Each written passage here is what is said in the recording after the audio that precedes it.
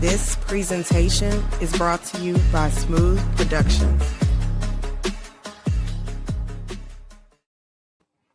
What is going on, everyone? Welcome to another edition of Smoooth Conversations, where the conversations are always smooth. It is your boy Smooth. That is Smooth with 3 O's. I'm back again. Y'all probably like, maybe you need to have a show a couple days ago. Yes, I did. Had an amazing special edition this past Monday. Shouts out to Countess Danielle. But tonight, got someone different, and she is unique and gonna do her thing. But before then, I am once again Smooth, once again with 3 O's. I'm a professional DJ, MC, host, do anything in regards to productions, you know what I'm saying? So make sure that throughout this whole show, it's a QR code on the top right of your screen. Go ahead and scan that, and let's make some money. Let's do some business together. Let's collab, and let's do our passion. Smoooth Conversations is all about just getting these stories told. We always see people doing amazing things, whether it's on TV, whether it's on the news, social media, and radio, maybe doing some amazing makeup for clients, etc. And we want to get their story and their reason why they're doing what they're doing. That's the reason why I have this show. This is my ministry, something that I feel it has been meant for things to happen this way, and to get these stories told and be transparent and keep things 100, because people will always appreciate the realness, because there may be someone like yourself who's tuned in and may be inspired by what you hear this evening. This is not about throwing no shade, no negativity. We all about giving flowers right here, all about showing love, because we need more of that, especially in 2026. So with that being said, I need y'all to go ahead and scan the QR code on the screen. You'll see all the amazing logos under the Smoooth Productions umbrella. You have Smooth Moments, need some amazing photography, videography, drone services. Boom, you got Smooth Moments. If you are a sports person, I have a sports talk show called the Platform Sports Talk Show Network.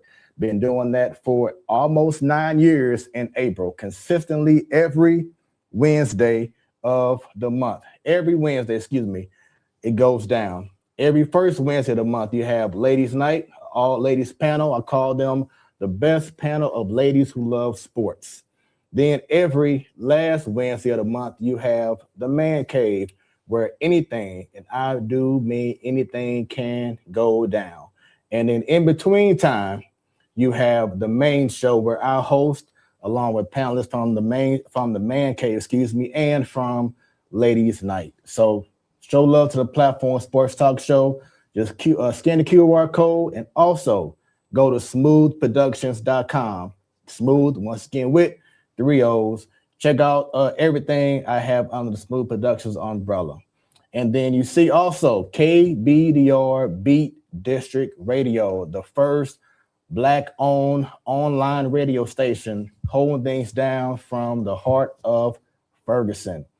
Been doing our thing since March of last year, so almost a whole year coming up, celebrating KBDR Beat District Radio. You have so many amazing shows like Smoooth Conversations, like the show you heard before me. Shouts out to JD the DJ with his amazing show. Then you also have the comedy show, Bigger Than the Stage. You have my boy DJ Superman Speed. There's so many great shows that we have. We even also have teen radio shows as well. So KBDR Beat District Radio. Go to the website beatdistrictradio.com, or you can also go to the app and just put in KBDR Beat District Radio. Doesn't matter if you're on Google Play or on the App Store. Once again, subscribe to Smoooth Conversations on YouTube. Just click on the link. Just go Smoooth Conversations, click on that bell, subscribe, spread the word, show love, and let's get more people tuned in to what Smoooth Productions has to offer. Going back to Beat District Radio, if you want to have an ad to be placed, you got your business going on, you want to celebrate that, you want to promote that, or if you want to sponsor one of the many amazing shows on KBDR Beat District Radio, like for instance, I could say This is Smooth Conversations brought to you by blank your company. Boom, we can make that happen. Shoot us an email, info@beatdistrictradio.com. So enough of all of that fun promotional stuff. All the first timers watching or tuned in right now, thank y'all very much. Let's have some fun because this is where the conversations are always smooth. And on this edition, I have the pleasure of having a woman who represents St. Louis to the fullest. As y'all see in the promo, she is a bass beauty professional. There's more. She's an author, recording artist, educator, and creative entrepreneur with over 17 years of experience in beauty, wellness, and artistic production. I've also seen that she's a mother and someone who just once again is big about being professional, big about her brand. If y'all haven't heard about the Vanity Movement, what is wrong with y'all? We're going to talk about that and so much more with the special guest of Smooth Conversation. I need everyone to leave comments. We want to interact with each and every one of y'all. And if I approve of it, your comment will be on the screen. So let's shower this guest with the love that she deserves. I want to see the stories being told. You have any questions? You have anything that you just want to comment on? This is the opportunity to make that happen right here on Smooth Conversations with special guest, Miss Khadijah Amirah.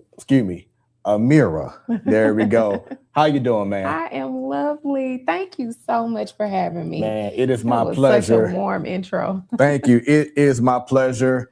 And thanks for being here. She just made it in, y'all. We gonna keep it 100. She just made it in. She like, hey, I'm sorry, I'm on the way.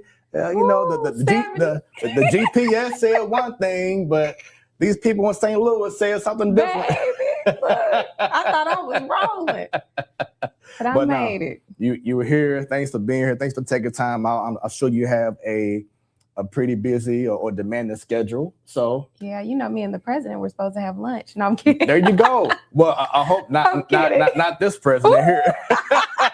Bad timing to use that joke, man. Not this one. BO. We talking about BO. You know what I'm saying? Then Barack Obama. That's cool, but that ain't going down. Child. But no, once again, thanks for being here. Appreciate it. We're gonna have a good time. Pleasure. She left a story this morning like Smooth Production. We're gonna have some cocktails, some tea. So she has some wine, y'all. It's right there. Boom. You know what? You can show right there on that camera. Hey. There it is. So that's your camera right there. Okay. So if you have some comments coming in throughout the episode or throughout the conversation, that's your camera. You can look on the screen, you see the comment, and you can talk to them right in the eyes like, thank you, girl, or thank you, shouts out, whatever it is. Absolutely. That camera is for you. So okay. Awesome. There we go. But with that being said, a little backstory, because we initially met last year for Marina's Her Imminent Rain series, where she was, that was just an amazing time, an amazing experience for me to see. We'll get more into that later on. But I was DJing when they had the Her Imminent Rain promotional shoot. Yes. And so we had a time. Man, turn up. So I'm DJing, doing my thing, and it's always good to be able to network and don't be ashamed of what you do, who you are.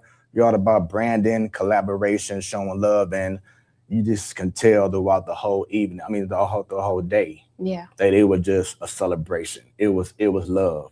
And then you was like, we crossed paths. I said who I was, and you were like, okay, I'm about to get, book you for right. DJing and the whole nine. The way you laid that out, and then just for me, certain music is white noise for me as a visual creative. Mm-hmm. I gotta have music. Yeah. And it sounded like you weren't too boxed in either. Like I like intersected music. Yeah.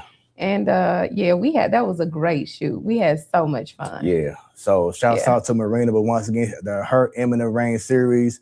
It was like a whole week or month or whatever it was, just of a celebration. I know she had, I believe she had a screening. Yes. At a theater. Then we had the silent headphone party. Yep. Where I provided the solid headphones. Once again, production. So need solid headphones for a party. There you go. But yeah, we had that going on. So just talk about for you, just seeing her getting celebrated with so much love throughout that time, how it meant for you and how it meant for other women, other Black women to just share that success all at the same time. Her Imminent Reign is so close to my heart. You know, we did a documentary, which shameless plug made it into 2 major film. What do they call it? It's not the time to draw a blank. But basically, we got the opportunity to be entered into film festivals. Yeah. We got 2 major ones. And I said in there that when I did the first Her Imminent Reign production, just being able to operate in my gifts and talents, especially while the global pandemic was going on, and a lot of people didn't know I was going through my divorce during that time. It's really hard to stay the course as a creative when you feel like everything around you isn't stable, because for some reason, our industry isn't really looked at as stable. But I really believe that your gifts and talents will make room for you. And so as I was able to use my gifts and talents through that production, I learned really quickly that not only would I be sustained and feel stable, but I would give more and overflow. Yeah. And every time I am collaborating with the collaborators, or Marina, and you know, recently I just signed a contract with Artworks as a teaching artist, and she's the program manager, a program director over that. So just working with her in that capacity too is just a constant reminder to lean into my gifts. Her Imminent Reign is specifically celebrated during Women's History Month. Yeah. And so that's a really awesome opportunity too, because, and I'll go on record saying this, we are often told to rally around our Blackness. And I love that. Yeah. But through operating with them and collaborating with them with Her Imminent Reign, it has taught me to celebrate my womanhood more as well, especially in proximity to my gifts. Right. And that is very empowering. It's a great example for my daughter. My son thinks I'm cooler. It's great. It has to be. And I'm really big on being able to show others that you can be celebrated for the hard work that you're doing. You know what I'm saying? For everything that, you know, you go through, especially being a woman. Yeah. You know what I'm saying? I'm sure that it's extra that you have to do. Like you said, it's the industry isn't too kind. It's not. It's harder, you know what I'm saying? So that's why for me it was so amazing to, you know, see so many people just come together and celebrate. I know y'all had the dinners. Even before that, how she had her display exhibit at Lambert Airport. Exactly. You know, one time my wife and I was going somewhere. I'm like, oh, that's right. We got to check out this thing. As soon as we go past TSA at Southwest Terminal, I'm like, bam, it's on the wall. So took a picture, but it's just so important. And from your point of view, tell everyone how important it is for us to truly celebrate us more than what we're doing now. It's so important. It's important for our dignity. And not even just as a race and people, but I think individually when it comes to village, everyone's backstory is not the same. And that has affected me on a personal level, and I've seen how it affects other people. One thing that people overlook when it comes to the beauty industry is how many people you touch on a daily, weekly, monthly, yearly basis. And then you're looped into people's special events. You're looped into very intimate moments. And so I am no psychologist, but psychology is a very big part of what I do for a living. Yeah. And so I see how support or lack thereof has an impact on people.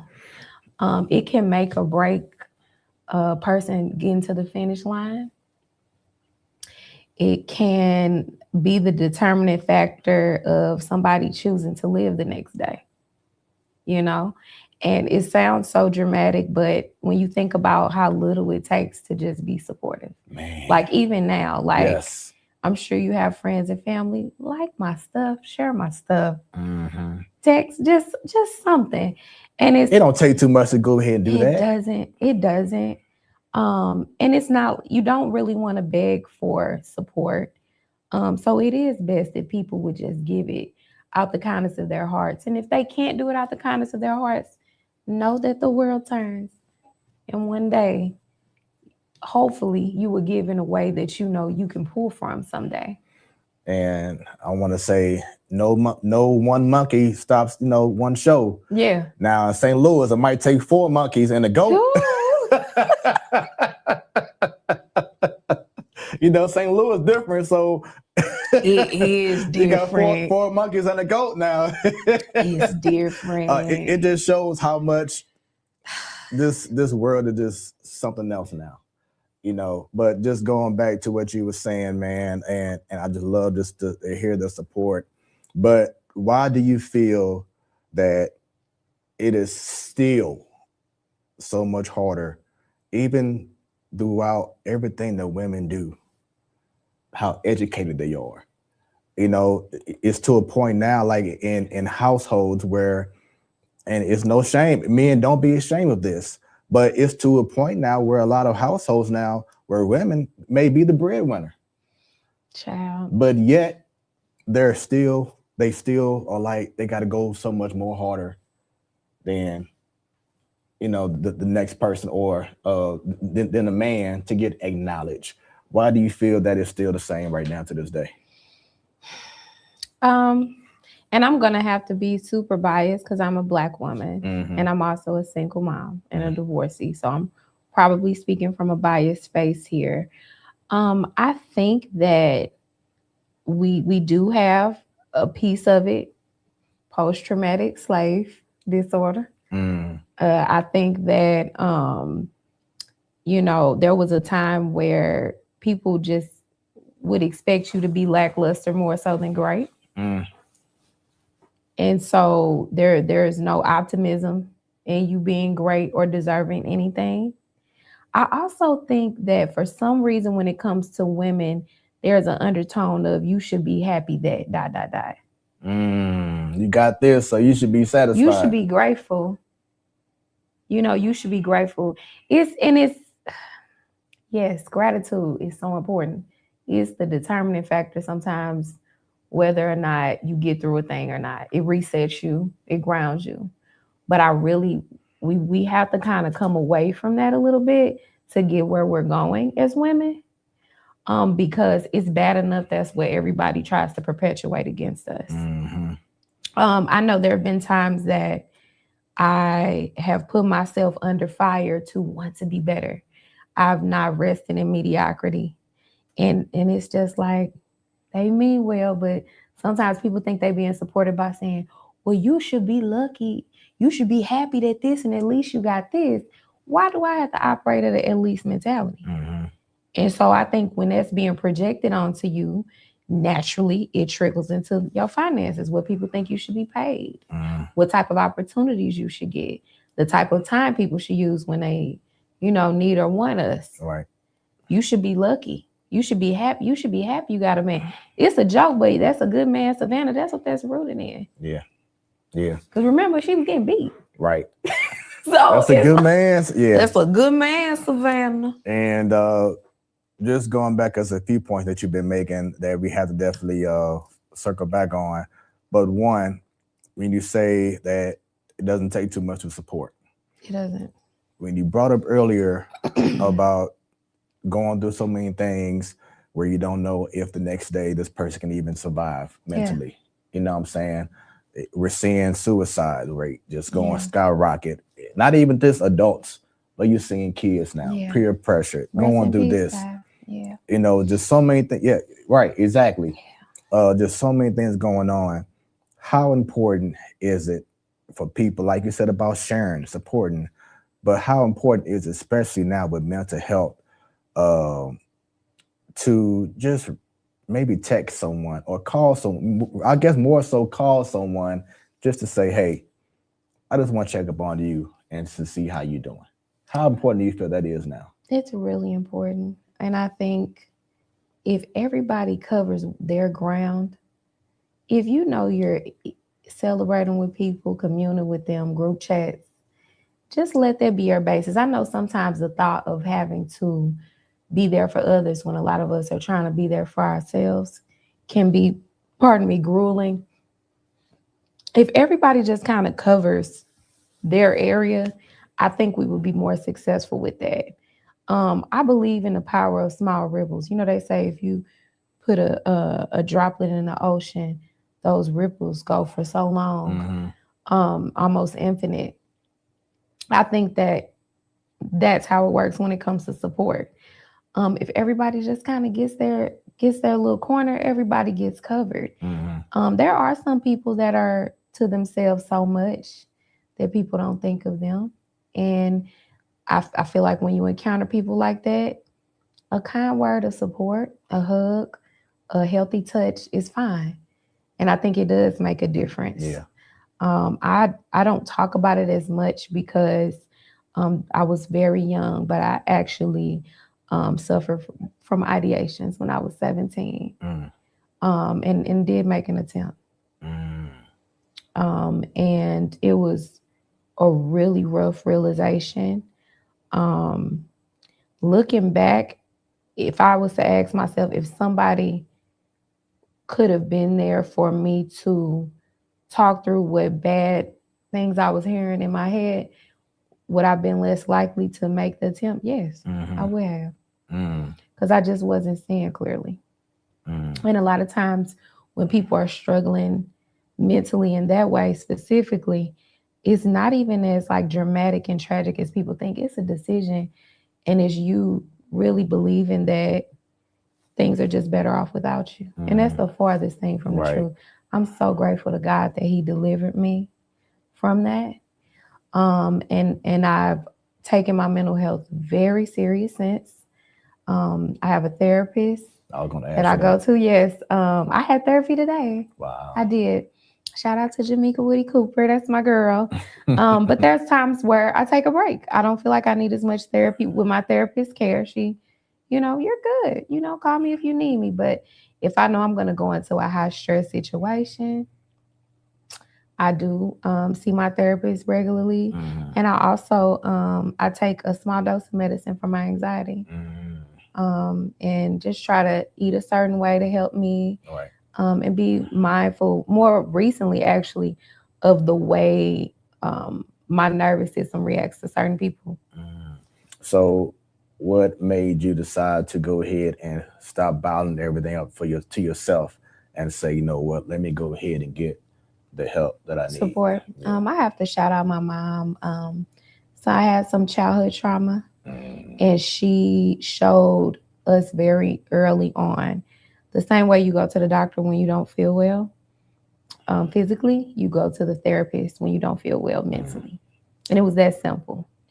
And so when I became an adult and I started to have some adult grown problems, and I realized that my own navigation just wasn't cutting it. It was affecting my sleep. It was affecting the way that I was viewing certain relationships. I started to get a little negative. I wasn't seeing things with the same light that I normally do. Those were the signs that, I probably could use some help. And I think what people need to overcome is this belief that therapy is you laying on the couch and somebody trying to tell you everything that's wrong with you. You'll find out they'll actually tell you everything that's right with you and help you to start looking at what you're experiencing from your present mind. Because a lot of us get stuck in the past and we get stuck in trauma. And you just can't operate like that. And you tend to project on your loved ones. We don't want to do that. Right. You want to protect your relationships. So That's why therapy. I'm team therapy. I won't date someone if they've never been to therapy. Yeah.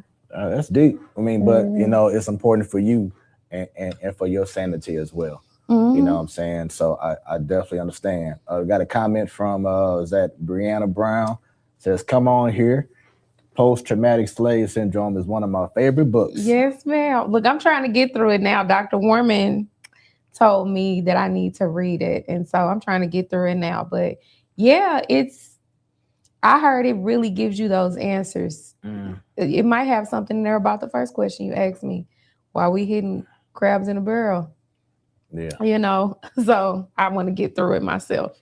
And, you know, I love to ask this question, especially because the last couple of shows I've had some ladies who've gone through some childhood trauma. Yeah. And one of the questions I ask as they've been going through it and have been able to overcome it is, while you were going through that time, even when you were young and going through what you had earlier, how was your faith in God at that time?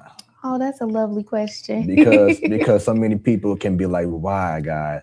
I can't, you know, oh, you're not really here for me, or, you know, whatever it is. But how were you towards God, and how much was he a factor while you were going through what you were going through? Before I answer, did you check out my book, Save How Miss? Not yet. That's just God telling you, huh? Yep. Okay, so true story. I was born Muslim. That's where my name Khadijah Amirah comes from.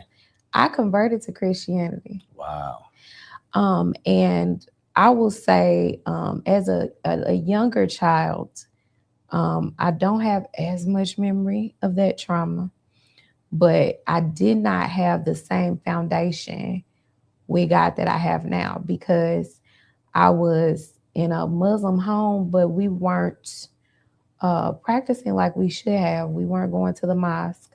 And so even though our belief system was Islamic, the fellowship aspect was not there.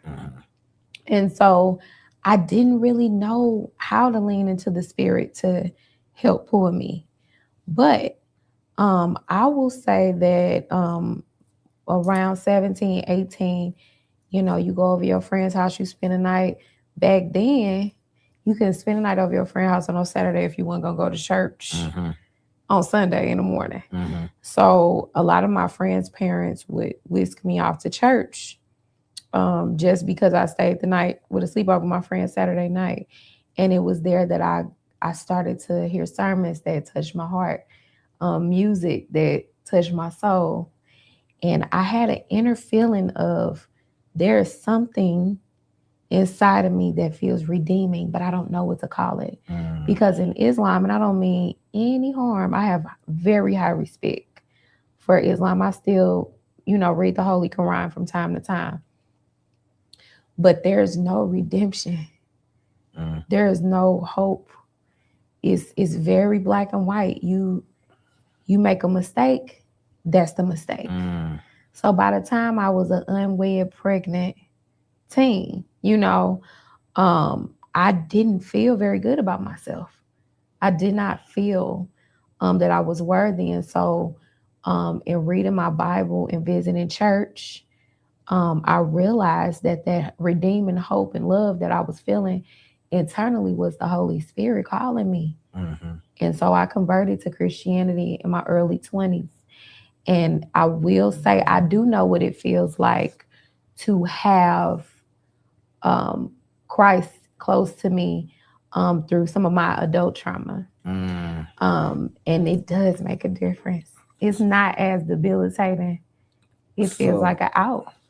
So for those from the outside, I mean, I know about the converting process. So you said, you know what, I want to convert to Christianity. Yeah. What was the step? You know, like, did you have to go to this person, you know, go to this hall and have a conversation? Like, what was that process about? And was it an easy transition to say, you know what, I appreciate this, but I'm going to convert to that? Right. So like I told you, unfortunately, the fellowship aspect wasn't there. So we weren't even worshiping at the hall. I really just had to deal with a few snarls from a certain family member. Gotcha. Gotcha. I'm not gonna say right, who. right. I don't think she meant to harm me, but it was a mockery. A mockery. Even down to, when I did go through my divorce, where is the church? Why they not over here? Why they didn't bring your kids anything? You done gave these people all your money. You've been singing up on that stage, and you sitting over here by yourself. Where they at? When I went through X, Y, and Z, the mosque had all the sisters over here with me. They was doing this, they was doing that. So it was like one of those things. But by then, I already was clicked up with God. So I'm like, they mocked him. Yeah. Yeah. So it was just a matter of me being baptized officially.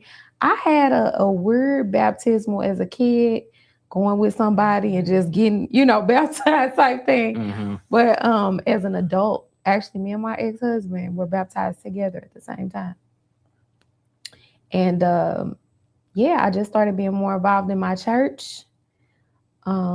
Started reading the Word of God more, and are you Christian? Yeah, the God and the Word says by belief and confession, your salvation is there.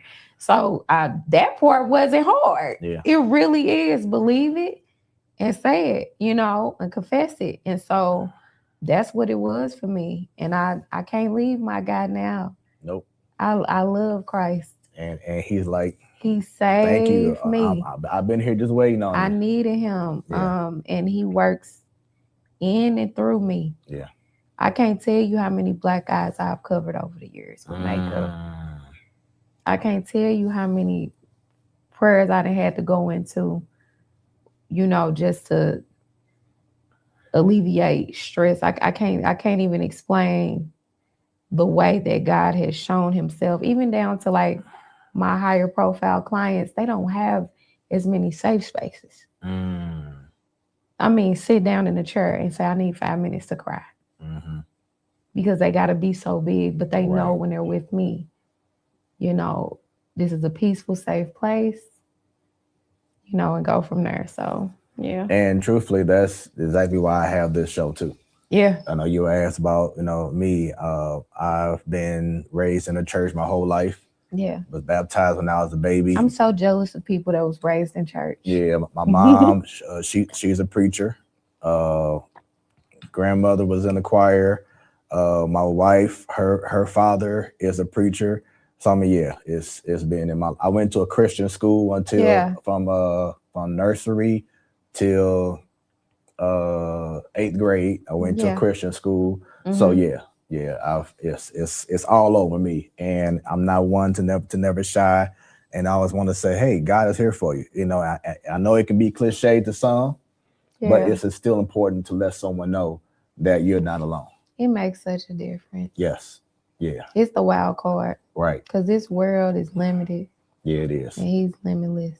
And you brought it up, and I'm not going to get into the why, but going through that divorce, I'm pretty sure that was probably another trigger that could have had you spiral down a whole nother path. Definitely. My parents divorced when I was younger. Sometimes I would ruminate on what would have happened had I had both of them together versus separate.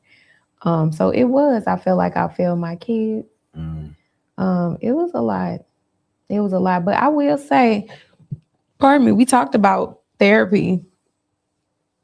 Therapy will show you that it's not one person's fault.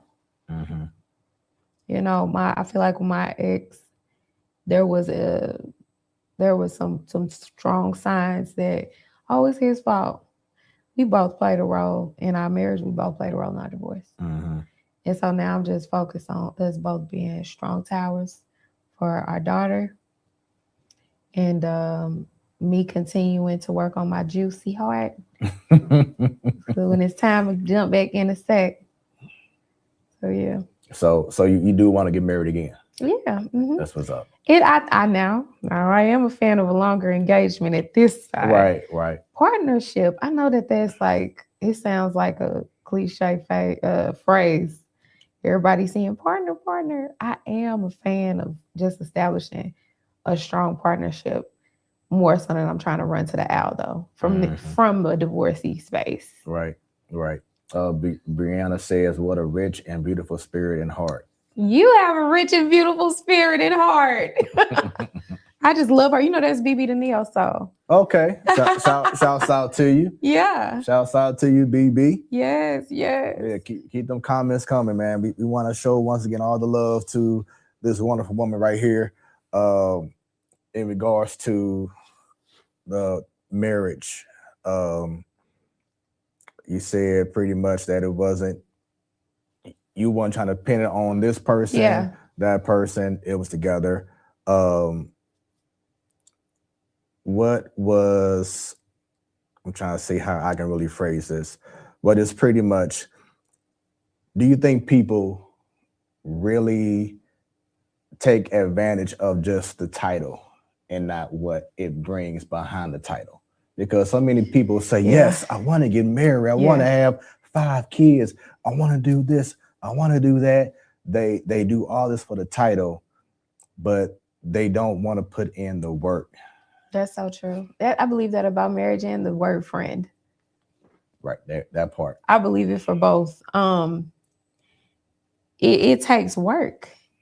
And like my pastor, he's preaching a sermon series on Big right now. He talked about on Sunday how important it is to make sure that you have the right vessel and infrastructure as you ask for things. People will ask for, I want a husband, I want a husband, I want a husband, but don't have the infrastructure to be ready to serve. I want a wife, I want a wife, I want a wife, but don't want to clean up after yourself. You know what I'm saying? It's just like you really have to have a certain infrastructure before you ask for things. Right. And then understand stewardship. It's not just a title, it's a job. Yes. I ain't gonna hold you. So I'm trying not to get too comfortable single. Yeah. But to just wake up in the morning, like, it's just me. It's me, baby. I don't have to worry about somebody getting fed lunch, none of that. I mean, my baby, but it's different. You have to be in a constant state of servitude. You got to outspoil each other. That's the only way you don't get sick of each other. Yeah. You know? And so I would add on to that, and I say this in the past, but you can't just say, I want a husband, or I want a sexy man. Right. I want a sexy, built, athletic, whatever man. And then God gives you that sexy, great in bed, chocolate, abs, whatever it is. But then because you only asked for that because of prayer and not being more specific and left it in a broad picture. Yeah. What happened? Oh, he has all them tools, but also he's a beater. Yeah. Does a man, or let's say you want a rich man. Yeah. Get all that, but he ain't loyal. No. No respect. Yeah. And then you get mad and say, oh, well, all men are terrible, but you have to watch how you pray. You do. You have to be specific in prayer. You have to say, and it's very important because God is listening. Yeah. He's like, just say the word, pretty much. And you have to be structured with it, like you were saying earlier. But I can't just say, oh, I want a big booty wife with money and I'm good, because she can have all them tools, but then still serving 10 other guys at the same time. Man. Because your prayer ain't specific. Lack nurturing. That's the biggest thing I hear a lot of men complaining about lately is that nurturing part. And it's because they focused on the exterior. So we have a few comments here. They coming in, y'all. So I'm loving it. Let's go. We got Stacy Pugh, my girl. That's my shookie. She is wonderful. My boy, Demetrius Ray. What up with you, man? Hey. He said, what up, Smooth, my brother? Yes, sir. You have a long history, over 20 years, man. That's my dude right there.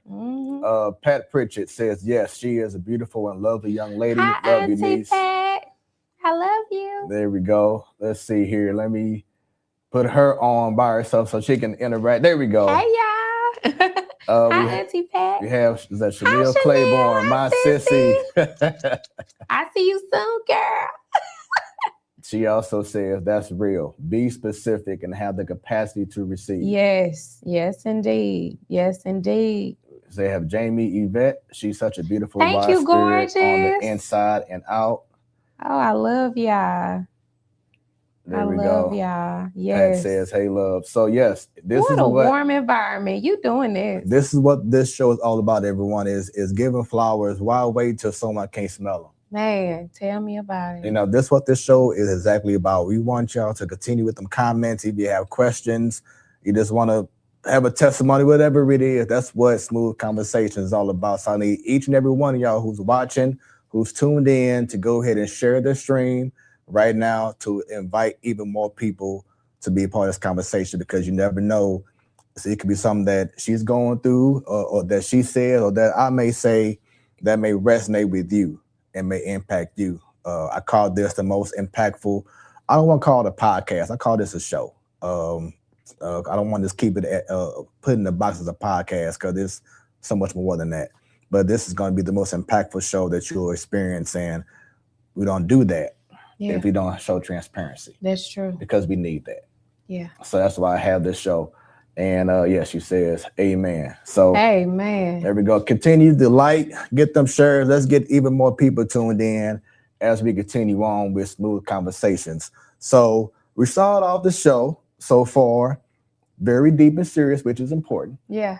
But I also want to celebrate you because you recently celebrated a birthday. Yes. I'm 37 now. I'm a real age now. I'm a real age. and I see you up here just showing out right now, with the photo. Yes, indeed. Yes, I had a time. Oh, that was a beautiful birthday. It was a beautiful birthday. And I think because I stayed within my perimeters, my friends, they came through. I got so many flowers, figuratively and metaphorically, really. I love this birthday. This was a good one. That's what's up. I turned 37. 3 + 7 is 10. And then this is the year of 10 when you add up 2026. And I just felt that. Yeah, I did. Felt very intentional. Where was the party at? My friend, Chef Teese, she cooked for me and a bunch of my friends and blessed us. She's so sweet and thoughtful that way. And then afterwards, my friend Morgan Casey experienced at a Capricorn Bash at Treasures. Went out and had a time for that. And afterwards I got me a little staycation room. Let's go. Got me some beautiful rest. Told my kids don't bother me. You don't know me right now. Leave me alone. Mm-hmm. Let's talk about this photo. Yes, my girls. Look, I wish I could have squeezed everyone in, but I'm excited. This is very much a representation of my village, a big part of it. But there's some missing. I know my birthday is really close to the holidays, so sometimes it's hard to get everybody together. But I have people in there that I've been friends with since I was 14 years old, stemming to new friendships that I just started. And we are all wearing shades of green. Emerald is my favorite color. Okay. And I'm also a fan of the Wiz. You're sitting on a green chair. Listen, you knew. Well, dark deep, black. Yes, deep, but yes. Almost green. I see it, yeah. And so, we all wore emerald, and it was just a beautiful time. We prayed together, we danced, we kicked it. And I was really grateful. Really grateful. So seeing this photo, and I was saying this too in the past, but going back to like ladies are really, coming into being the breadwinners, of the household naudays, Yeah.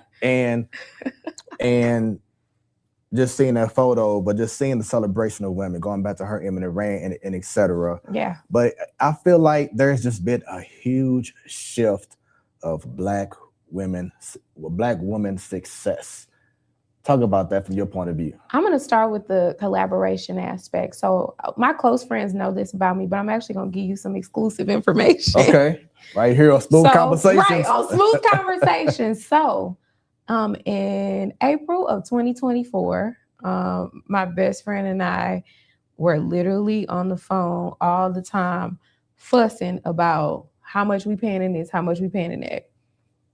She was finishing up her doctoral program. And she literally was just like, because she had just bought a 4-bedroom, 3-bath out in Belleville. And it was just her and her son. But, you know, she's trying to get some room. She could do it. I could do it where I was, but there was no room. She said, girl, let's come together and do the mommy compound thing. Let's just come together. You split stuff down the middle and just do it so we can get ahead. I know Ja about to go to college. That's my son. Jaleel and Camila are my children. But Ja about to go to college. You could use the break.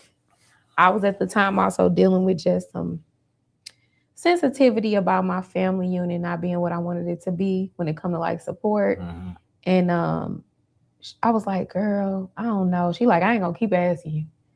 I said, boom, let's do it. So that was April. So August, I moved out.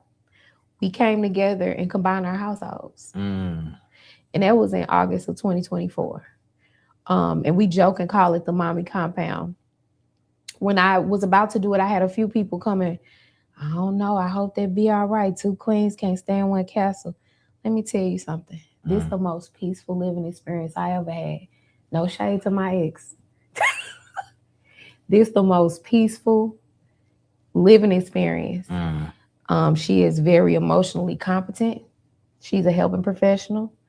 I pay my part. She pay her part. If we have differences, we handle them in a respectful way. Right. We look out for each other's children. That's why I said collaboration is the first part. When I think about me and my friends that are entrepreneurs like me, the reason we can move the way we move, it's not always money. It's barter for barter, favor for favor. Right. And when you move in that way, you have no lack. That's an ancestral practice. Do I wish that we can do that with our brothers? Absolutely. But there's too much ego and there's too much lust. I do see collaboration, growth, wisdom growing in our Black men as well. But that's not my job as a woman to police. All I can do is fall into line, you know, where I need to be when it happens. Right. So I think what's happening is a lot of women are saying, you know what? I am going to start positioning myself to be successful. I am going to go back to school. I am going to make wise choices. I am going to keep that man out of my bed. I am going to start being more, honest with the way that I need to carry myself. I am going to take more accountability for my actions. I'm not perfect. You know, I'm not going to hate on my sister. I'm not going to be jealous what she doing. We are going to get where we're going together. And so by us moving that way, collectively, everybody just grows. Everybody has good news. Everybody's blessed. Yeah. We don't keep score. Yeah. So yeah, I got so many baddies in and around me. I'm so grateful. That's what's up. I hate to say it. A lot of them are single. And they're great. They're gorgeous. They're smart, beautiful. They probably could have been going through something similar. Yeah. What you're going through. So like you said, it's like, well, why keep on going down this path? Yeah. Find your happiness. Yes. That's the main thing. Find your happy spot. Yes. And looks like you're doing that. I am. Yeah. I am. I wouldn't have said that as comfortably a few years ago, but I can. And loud. Yeah, I am. Yeah. I am. I feel it. That's what's up, man. The shift, like you said. Chanel says it's easy to be a friend to a friend. It is. It's so easy. It's easy. That's what's like up. We said friend in the beginning. Friend, that's an action word. Right. Right. Yeah, that's definitely something that I don't use loosely. I do want to talk about some more about celebrating, but another event that you and I crossed paths, but I don't think you really realized I was there because I was in my element DJing. Period. But that was this event, Streets to Success. So talk about this moment and that plaque that you're holding. That is my first official resolution from the House of Representatives, acknowledging my business and my work in the community. That was a big moment for me. Shout out to Auntie Nikki H.G. Morgan. Roe won an award with me. That's one of my close friends too. It was just, man, that award ceremony was so beautiful because every person that was awarded had such a beautiful story. Yeah. It was so authentic. The room was warm. And they surprised us with those resolutions. We had no idea. Yeah. Mr. Bosley was there helping with that. And it was so beautiful because I think one thing all of us had in common is we do the type of work sometimes that's not as acknowledged. I think sometimes people think the beauty industry is enough. It's fun. But they don't realize it's a space of servitude. And you do get tired and you do feel spent and you do have to pour in a certain way. And it goes beyond that. It goes beyond that. And so that was a beautiful night. The food was good. My girls were there with me. And I felt so warm. I felt so appreciated. And it definitely made me just go harder. I was like, man, I got something to prove. I cannot believe to have a resolution that's historic for me and my children. And also, I'm very big on it, and someone from years ago told me this, but you have a goal, you achieve that goal, you don't be content. Find another goal. I know, right? And keep on going. You know what I'm saying? It's like you said, you got the resolution, doesn't mean, okay, well, done my part. I got recognized. I can go ahead and chill. No, let's go for the next thing. Yeah. Let's keep it going. So I've had the pleasure of DJing that event 2 out of the last 3 years. So I've seen some amazing stories, some awards being given out, the recognition being given out. And I think it's just so important for our culture to be able to see people get their awards and get saluted. It is. It's so important. It is so important. I think at that point too, I haven't gotten a lot of St. Louis acknowledgement. I've actually been acknowledged more in different cities.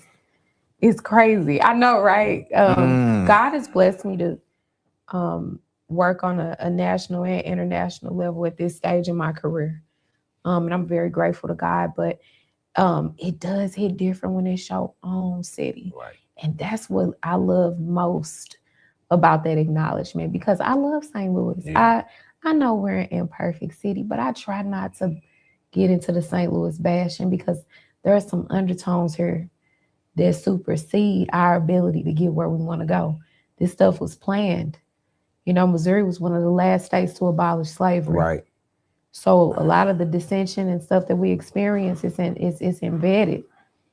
So I try not to be so hard on us, you know? Yeah.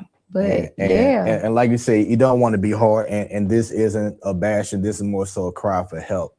It is. But one of the questions I love to ask is your thoughts on collaboration versus competition. So you already brought up collaboration and how much that's meant for you. Yeah. But talk about from you, once again, the crabs in the barrel mentality. You know, let's say you in another room with another a makeup artist who's doing amazing things, but he or she want to step on your toes just to try to take your spot or do whatever.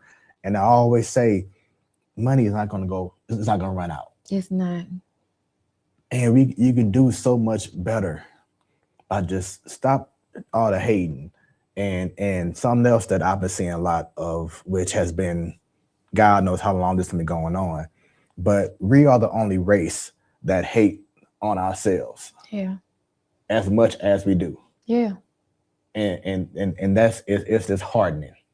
Yeah. You know, 1 minute you celebrate, oh, look at Khadijah doing amazing things on TV and doing so and so and so and so, and then you keep on doing great.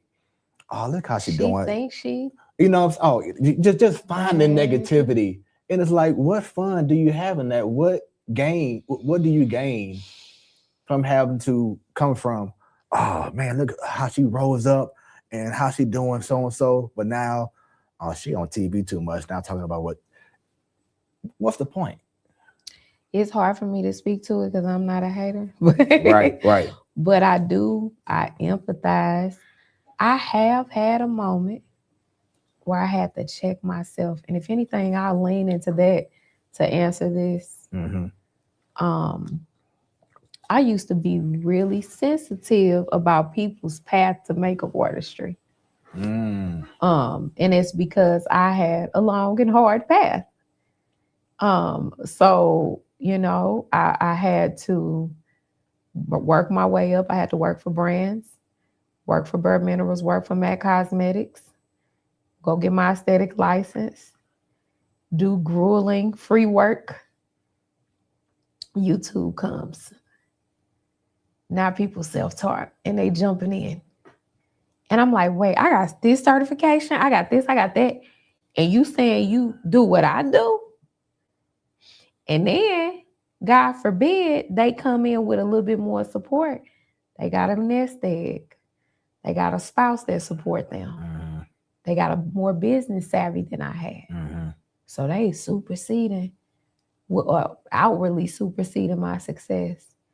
And my human emotion would be, how can they do that? That's not fair. But what checked me was, and I think if everybody, and I hope me being human and transparent will challenge anyone that hears me. If you really believe in God, you have to understand the same way that he put a word over your life and the same way he put a purpose over you, that he put it over someone else. And if you try to call yourself feeling a way about what he doing for his child, you need to have caution. The same way you don't want somebody trying to tell you what to do with yours. Right. And so that simple switch helped me realize that competition is just a false figment of our imagination. There is no competition. We have all been put here with a purpose. Right. And you need to be praying to get closer to your individual purpose. You need not complain, you need not compete, and you need not compare. And let me add on to that, because it's the reason why God opens and closes doors. Period. And if he was to put you in that position where you wanted to be, I want to be doing world tours, and I want to, have all the followings and likes, and see social media just go crazy over me. But then you get depressed because you start seeing the negativity from all the overexposure. Yeah. And then you can get to a situation where you commit suicide. Yeah. You're going down a rabbit hole. So God is already saying, you may say that you want this. You can talk about it, but are you structured enough? Can you receive it? As your girl said earlier, are you ready to receive it? Yeah. So in the meantime, while you're frustrated, possibly about not getting to that certain position that you want to get to, continue to build on you and work on you. And if you keep your mind on the purpose part, that'll naturally happen. Right. Keeping my mind on purpose will have me have moments of, and I do this thing. I learned this from one of my mentors, Nettie Kelly. Oh, yeah. She was my manager at MAC Cosmetics and has been quite an influence on me throughout my whole career, both spiritually and professionally. And Nettie used to do this thing at the counter. If we was getting a little too revved up, Galleria MAC counter, we was getting too revved up, everybody stressed, she'll come in and say, cool 75. I need a cool 75. And everybody and I don't know if she meant 75 degrees or 75 percentage, both of which are cool. A 75 percentage is a passing grade. 75 degrees is just like a very comfortable temperature. It's not too hot, not too cold. And so I said, you know what? I believe in the mind, body, and spirit aspect. I should be checking my temperature in my mind, my body, and my spirit regularly.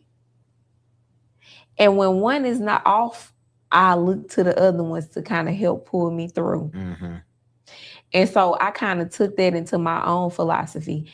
And I will check myself and say, you know, Khadijah, what that mental doing? Girl, it's giving 68. Well, if my mind ain't doing so good, let me drink some water. Let me exercise. Let me eat healthier. Right. Let me see if a fast would be good for me. Let me check my spirit. Let me go get in my word.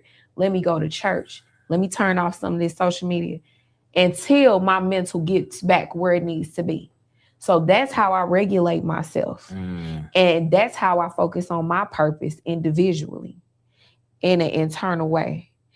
I can't do that and also be worried about what somebody else doing. Because I don't even know what they got going on with they cool 75. No. And a lot of times the person that you think going through hell. Yeah. Yep. You got to be careful wanting what somebody else have. Yeah, exactly. Y'all heard it. While she's sipping it. Hey, we dropping gems tonight, y'all. Smooth Conversations, where the conversations are always smooth. I am your boy Smooth. That's Smooth with 3 O's.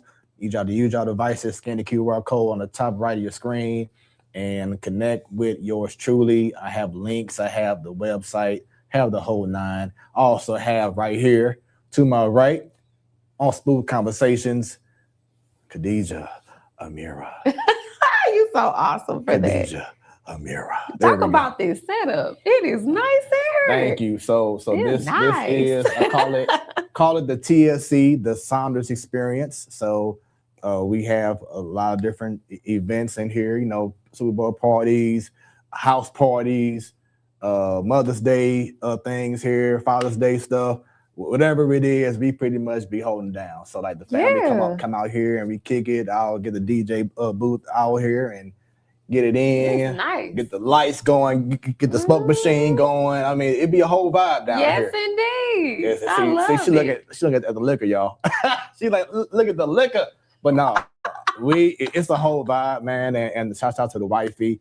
I always want to make sure that I give her a shout out because she didn't have to allow me to do this. Yeah. You know what I'm saying? Collaboration. And she could have easily been like, no, you know, you have this over here, no, whatever. But she believes in what I'm doing. And she believes in the ministry that I'm doing, use the Smooth Conversations and the trust and belief. So yes, to the wifey, love you. Thank you so much. Queen. Appreciate you. See you after the show, the whole nine. But yes, so that's what this show once again is all about. And that's what the TSC, the Saunders Experience, is all about. So for y'all who don't see a lot of things behind the scenes, it's a whole production out here. It is. Know? The lights, everything. It's great. So thank you. Just want to provide that intimate setting. Anyone who comes through, they always say it's a safe space. Very safe. They trust me. They see my true intentions. You know, because like I said, we see all this negative stuff, you know, no shade to the shade room, but you see this, you see that, and other outlets too. You see so much negative stuff, man. It's like we keep seeing that, and it drowns people out.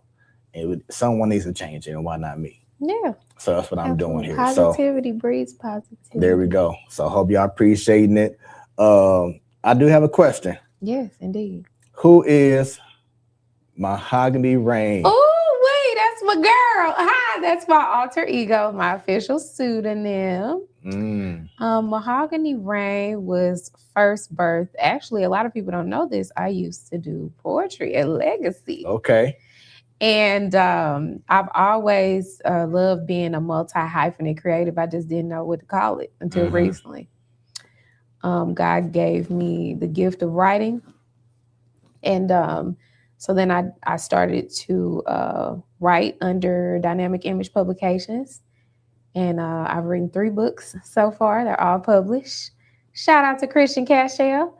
And she got my pseudonym professionally. I don't know, the trademark isn't the word, but it is registered under the United States Copyright Office. Nice. So this is my official pseudonym. It's not just something I call myself. This is where I get my credits. What a lot of people didn't know was that music has always been my first love. Me being a teen mom with my son definitely made me feel like music was something that needed to be an afterthought. But recently, I've done some writing for recording artist Lisa Ramey. She was on The Voice with John Legend. Wow. And I was able to get some credits through that. And then I'm also finishing up the album Cookbook with BB the Neo Soul. And I figured, I really want people to see the type of writer I am when it comes to music. And the producer, Trouble on the Beat. What's up, Trouble?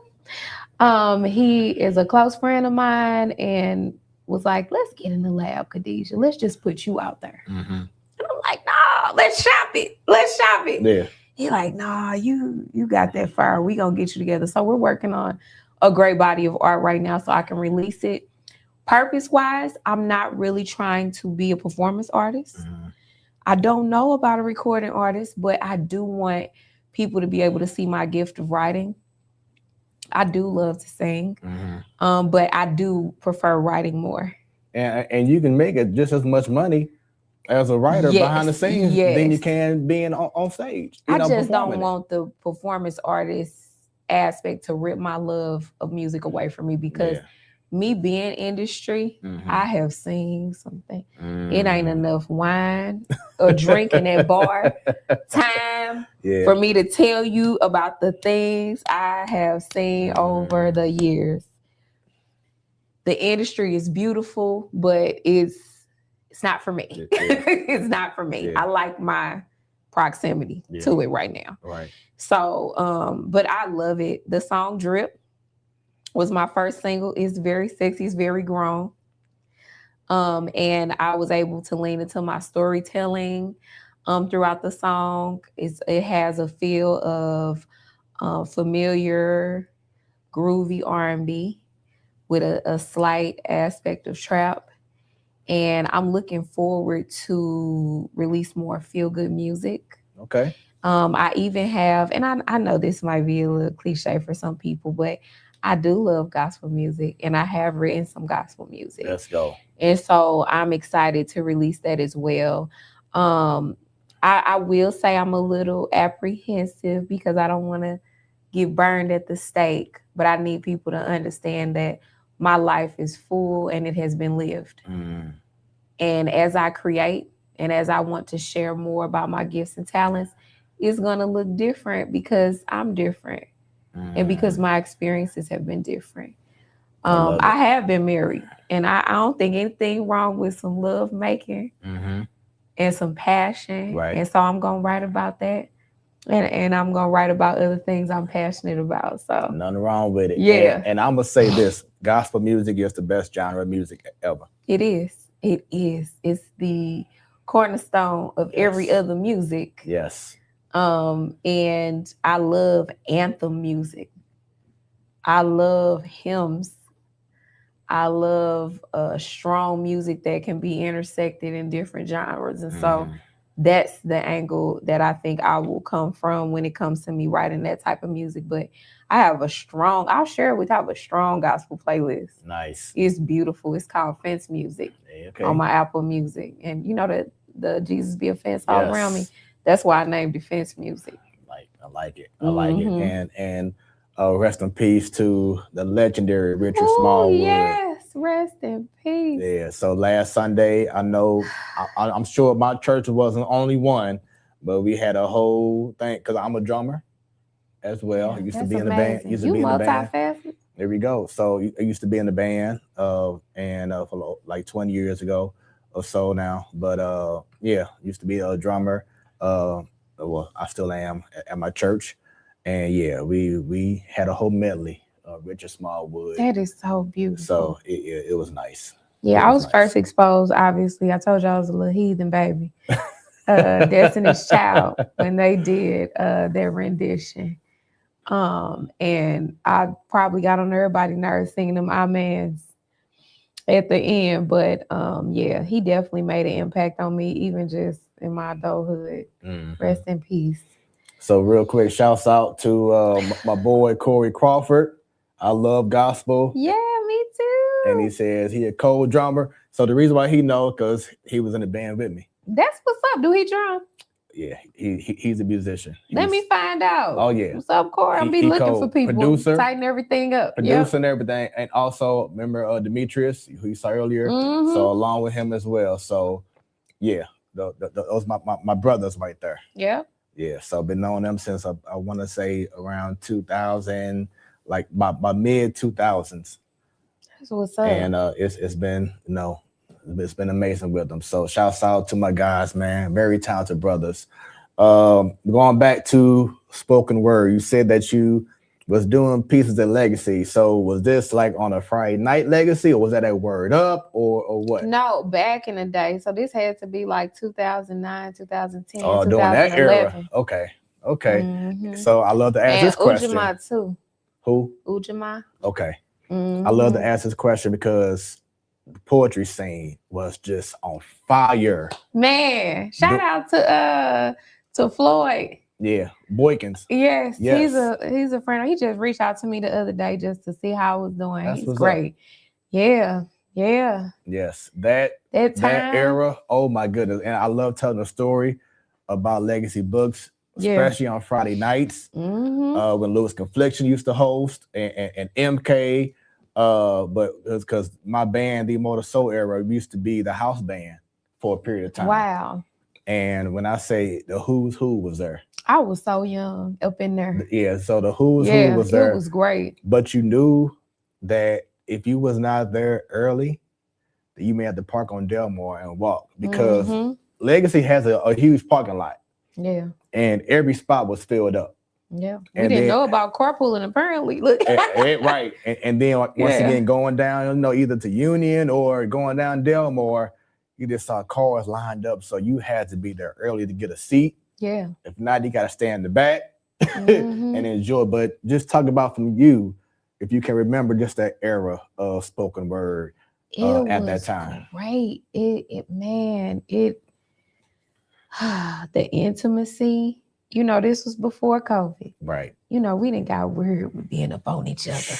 Don't nobody want to be up on each other anymore. But they nervous now. I miss it.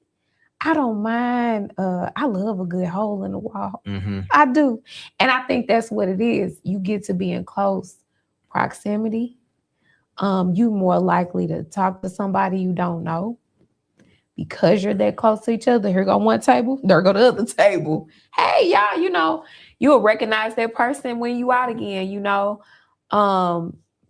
There was a respect for the rawness of art. You might get someone that was seasoned where everybody is so used to the way that they do their cipher or their poetry that they got people in the audience finish off the line because they done started memorizing the piece and excited to hear it again. But you might have a strange person that rolled up off the street, sometimes a white guy, who may not look like he belonged, but he mustered up the courage and he got the same love and respect as a person that everybody else knew. Right. There was just like a collective appreciation for the arts and that art in particular. Yeah. And we listened so intensely. It's like we held on to every word that they said and digested it and took it home with us and finished talking about it with our friends. And it was just such a beautiful experience. It was so intimate and people were taking it serious. They weren't just getting up there doing any type of thing. And I think, this was a time period too, where, they weren't looking for money. Right. They weren't looking to get any money. They gave it their best because they knew they were given that platform and the respect that people have for that stage. And so even me going up there nervously the few times that I did with, courage from friends, get up there, do he keeps my pace, jump up there. It felt like a privilege. I would love to see a return. J. Cole about to drop a new album. I saw that. And I feel like when conscious rappers, and I don't even know if they want to be called conscious rappers, when rappers that rap with that type of substance, and they write their own material, step out, it encourages another young creator to do the same. I would love to see that. I would love for my son, who's an adult now, to see what that's like. Yeah. To go and experience that type of environment. I would definitely sign up to get that environment again. And I know there are places that are doing it, but to me, it is different. It's not necessarily of the same. And I know it's not all their fault. It's the culture of it. Yeah. So hopefully it makes a return. And you said something about people not knowing each other, but still speaking to each other. Yeah. Two things. I don't know if you recall this. I'm showing my age, but it was a spot in off Delmar called the Red Sea. I vaguely remember. It was across the street from Blueberry Hill. I remember Blueberry Hill, but I can't quite remember Red Sea. So it was right across the street from it, and it was a spot where musicians. It was like a musician's form of freestyle, ciphers. So let's say I come in as a drummer. There's someone that's already on drums. You got someone on the bass, someone on guitar, someone on keys, someone with the horn, whatever it is. They don't know each other. They just vibing. It's a jam session. It's a jam session. You come in, it was like downstairs in the basement. It was very intimate. You had the stage right here, and you had a couple of seats. It was just a whole vibe, dark. Just had the stage lit up, and it was like a real vibe. And so let's say one person was done playing. Let's say the drummer got off. I can get up there, right, and just start jamming. And they just knew somebody was gonna be right there. And it was just a whole vibe. It didn't matter what instrument it was. That's what I miss. And then second, when you said once again about people, I ain't had to know you, to talk to you or whatever. That's what I miss with now. Of course, now it don't really matter to me that much because I'm married, so it's whatever. But it's a disclaimer for me, exactly, because people messy. Exactly. But hey, y'all, cheer. Right. But going out to a hole in the wall, going to a club. Back in the day, me and my boys used to go out there. We get there early before it gets jam packed. We out there dancing. We doing routines. We doing, 5, you know what I'm saying? You know what I'm saying?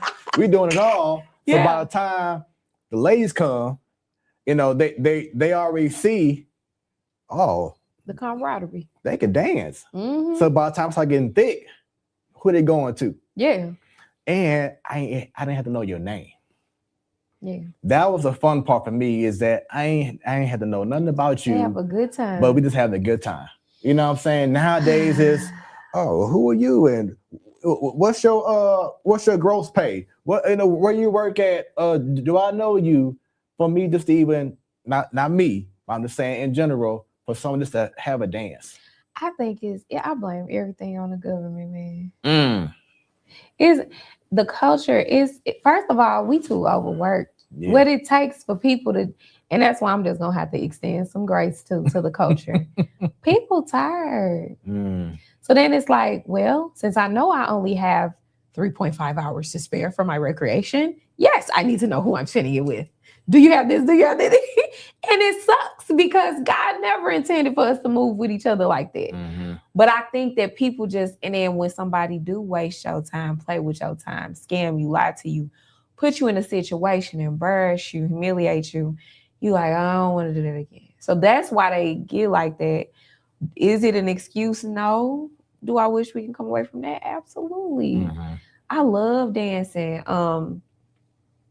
Morgan's about to put on a rave, so I saw that. I'm so excited about the rave. Like, it is because it's one of those environments that you can dance and you can enjoy yourself. But I miss men walking up. The most courageous men that have walked up to me have had teeth missing out their mouth, smelling like a bottle of alcohol. Smelling like 3 packs of weed. It's like the men that I feel like have the ability to be that way. They're just not as advantageous. They're just not as communicative. And I would say the reason why is because everything that you just said, is that there are certain women that would make that person look, they'll look down on them, and they'll call them out while they are there. So that's why certain men may be scared to want to approach if they don't already know you, because they don't say, "Oh, girl, you see what you see his teeth, and I no shade to the toothless men. Yeah. What I'm saying is, it's the men that don't really feel like they have much to offer that'll shoot that shot. Mm-hmm. They're very brave. Yeah, they still God's children now. Right. I ain't gonna talk down on nobody. Right. Exactly. What I'm saying is, when you talk about, like you said at the top of the interview, I've worked hard. I've reached some accolades. I'm a mom. I have goals. It'd be nice to celebrate that with someone that will understand what's at risk and how important those things are to me. And I don't know. On one hand, I empathize because they have dignity too, and if they've been hurt and disrespected, I get it. But at the same time, if you got any traditionalism in you, I can't holler at you back. I can't hop down on no man now. Mm-hmm. I can't just. Yeah. I'm not about to shoot my shot. Yeah. I'm not doing it. No. And then it goes back, like, once you know, then the stuff that you was like, oh, I gotta cook. It's not even a complaint. It's I want to do this for you. Love to cook. Love to rub feet. Love to rub heads. Yeah. Love to massage. Yeah. Yeah. Love to smile. Love your mama. She get free makeup. Her all the things. Hey, fellas, just come correct and get some therapy. You're gonna be all right. Listen. So we talked about earlier in regards to some the trauma that you have gone through. Yeah. We celebrated your birthday. Streets to Success was amazing. Thank you for taking the time out for that. That's really impressive. That meant a lot to me. I'm a crybaby. I tried really hard. I saw this little piece of tissue and I said, that's why it's there. I'm so grateful. Folks ask, well, why is it there? I say, you just never know, baby, because I cries, baby. I do know. Of joy. Yeah. Talked about you getting into poetry and you singing and being a writer, the whole nine. Let's talk about you getting into doing makeup. Not you then, Doug. Is this from what, 2009? I can't recall what year, but I saw the photo and that is old school. Wow. I remember that green caddy right there. I bought 5 of those from the dollar store. And that's where I used to keep. And to this day, I use a caddy to carry a lot of my stuff. I get it from Home Depot now. Yeah. It's a really nice, sturdy one. Wow, that's so sweet. Wow, that was a fashion show. I think that was for survivors. The support went to survivors of cancer. But yes, this was my start. Really? Okay, yes, that's what's up. This was probably the first few years. This was before aesthetic school, I believe, when I had just got started in makeup artistry.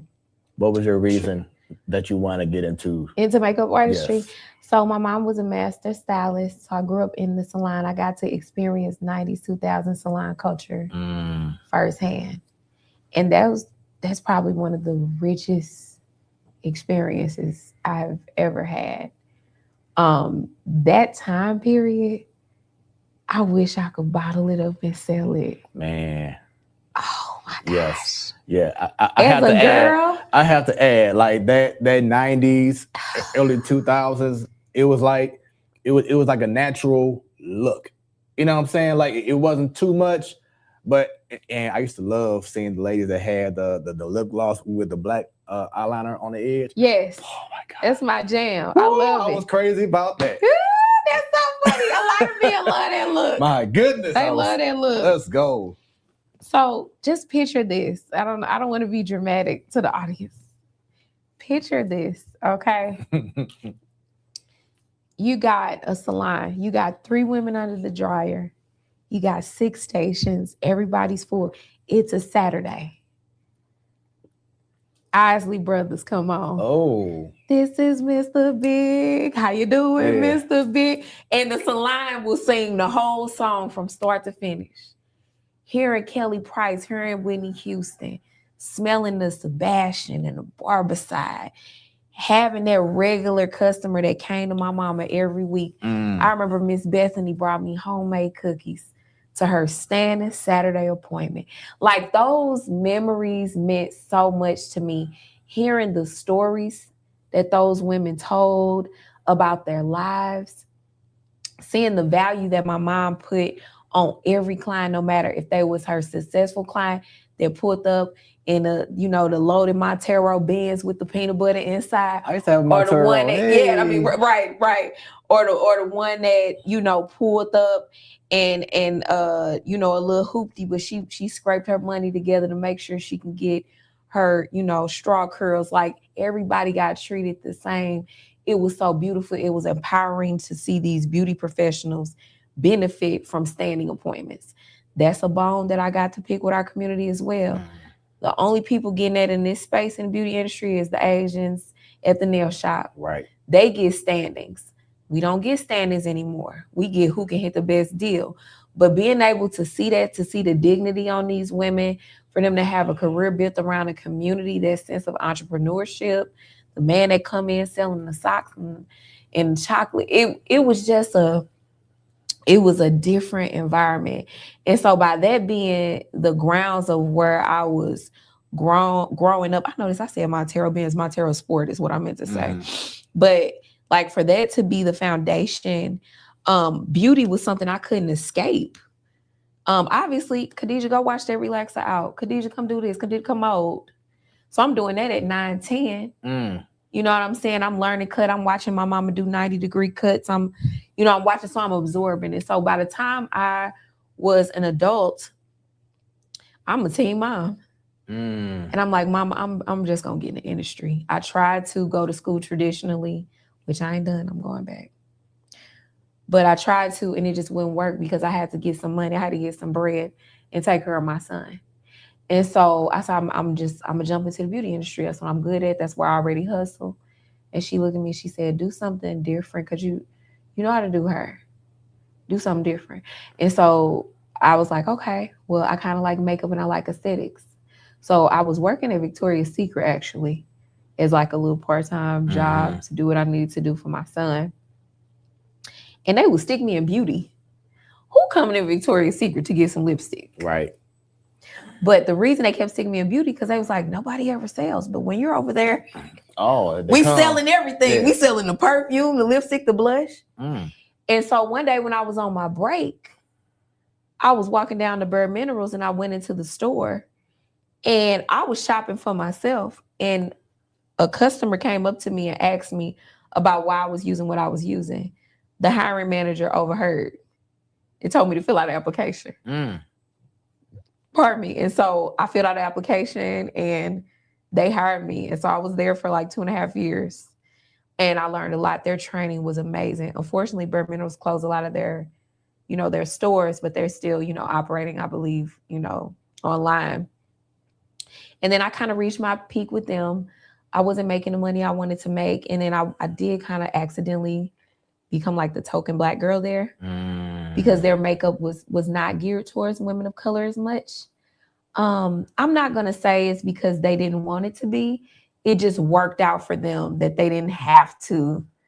But because I was the Black girl that figured it out, a lot of Black customers would come to that store looking for me. And so when I started to push with the company, like, so I know my sales are good and I know this, why can't I have more money? I got a lot of pushback, even down to, okay, now I'm licensed. Why can't I have more money? And so I went and applied for MAC, because at the time, baby, MAC was hiring, starting off at $17 an hour. And I applied at MAC and I made it through that rigorous process. And I think by the time I worked there, the time that I did, it solidified what I needed as an artist to say, I'm gonna start my own brand. And that's where the Vanity Movement was. That's where I wanted to ask you is that moment where you just pretty much jumped out on faith. Yes. Just talk about that mindset of that struggle of, should I go ahead and do it? No, I'm going to stay corporate or stay 9 to 5. Yeah. Talk about that feeling and just boom, something hits you to say, Let's go for it. Part of it was my son. Jalil was about 4. And about 3, 4. My baby, you know, they doing a Christmas program. I want to be at the Christmas program to support my baby. But I got to give 2 weeks notice, and the teacher only sent the paper home a week and a half. And so I started running into stuff like that. And then just like my schedule, my baby was spending more time at daycare and school. I'm like, I need to be here for him. I need to figure this out. And then I'm watching $1 million be made from a counter. Like I'm watching it. Mac is a type of company, they'll let you, do the sales workup. They'll let you go in and, see what's going on a level to see economically why they're successful. The coming ins, the going outs. I'm like, we the reason this. I could do this on my own. Yeah. So I got me some business cards. And when my clients would come and sit down, I pass them a card. If you ever need anything, you let me know. And I could service you. And so once I started to do that and notice how much money I was making with that, I was like, I could do this. Oh yeah, you got this. I could do this. And God really told me flat out, you'll make more money working what I gave you than any job I ever pay you, baby. He wasn't lying. That's awesome. That's amazing. He wasn't lying. Look, you're not a man that he should lie. Yeah. He wasn't lying. Now, I still had to learn a lot of discipline to this day.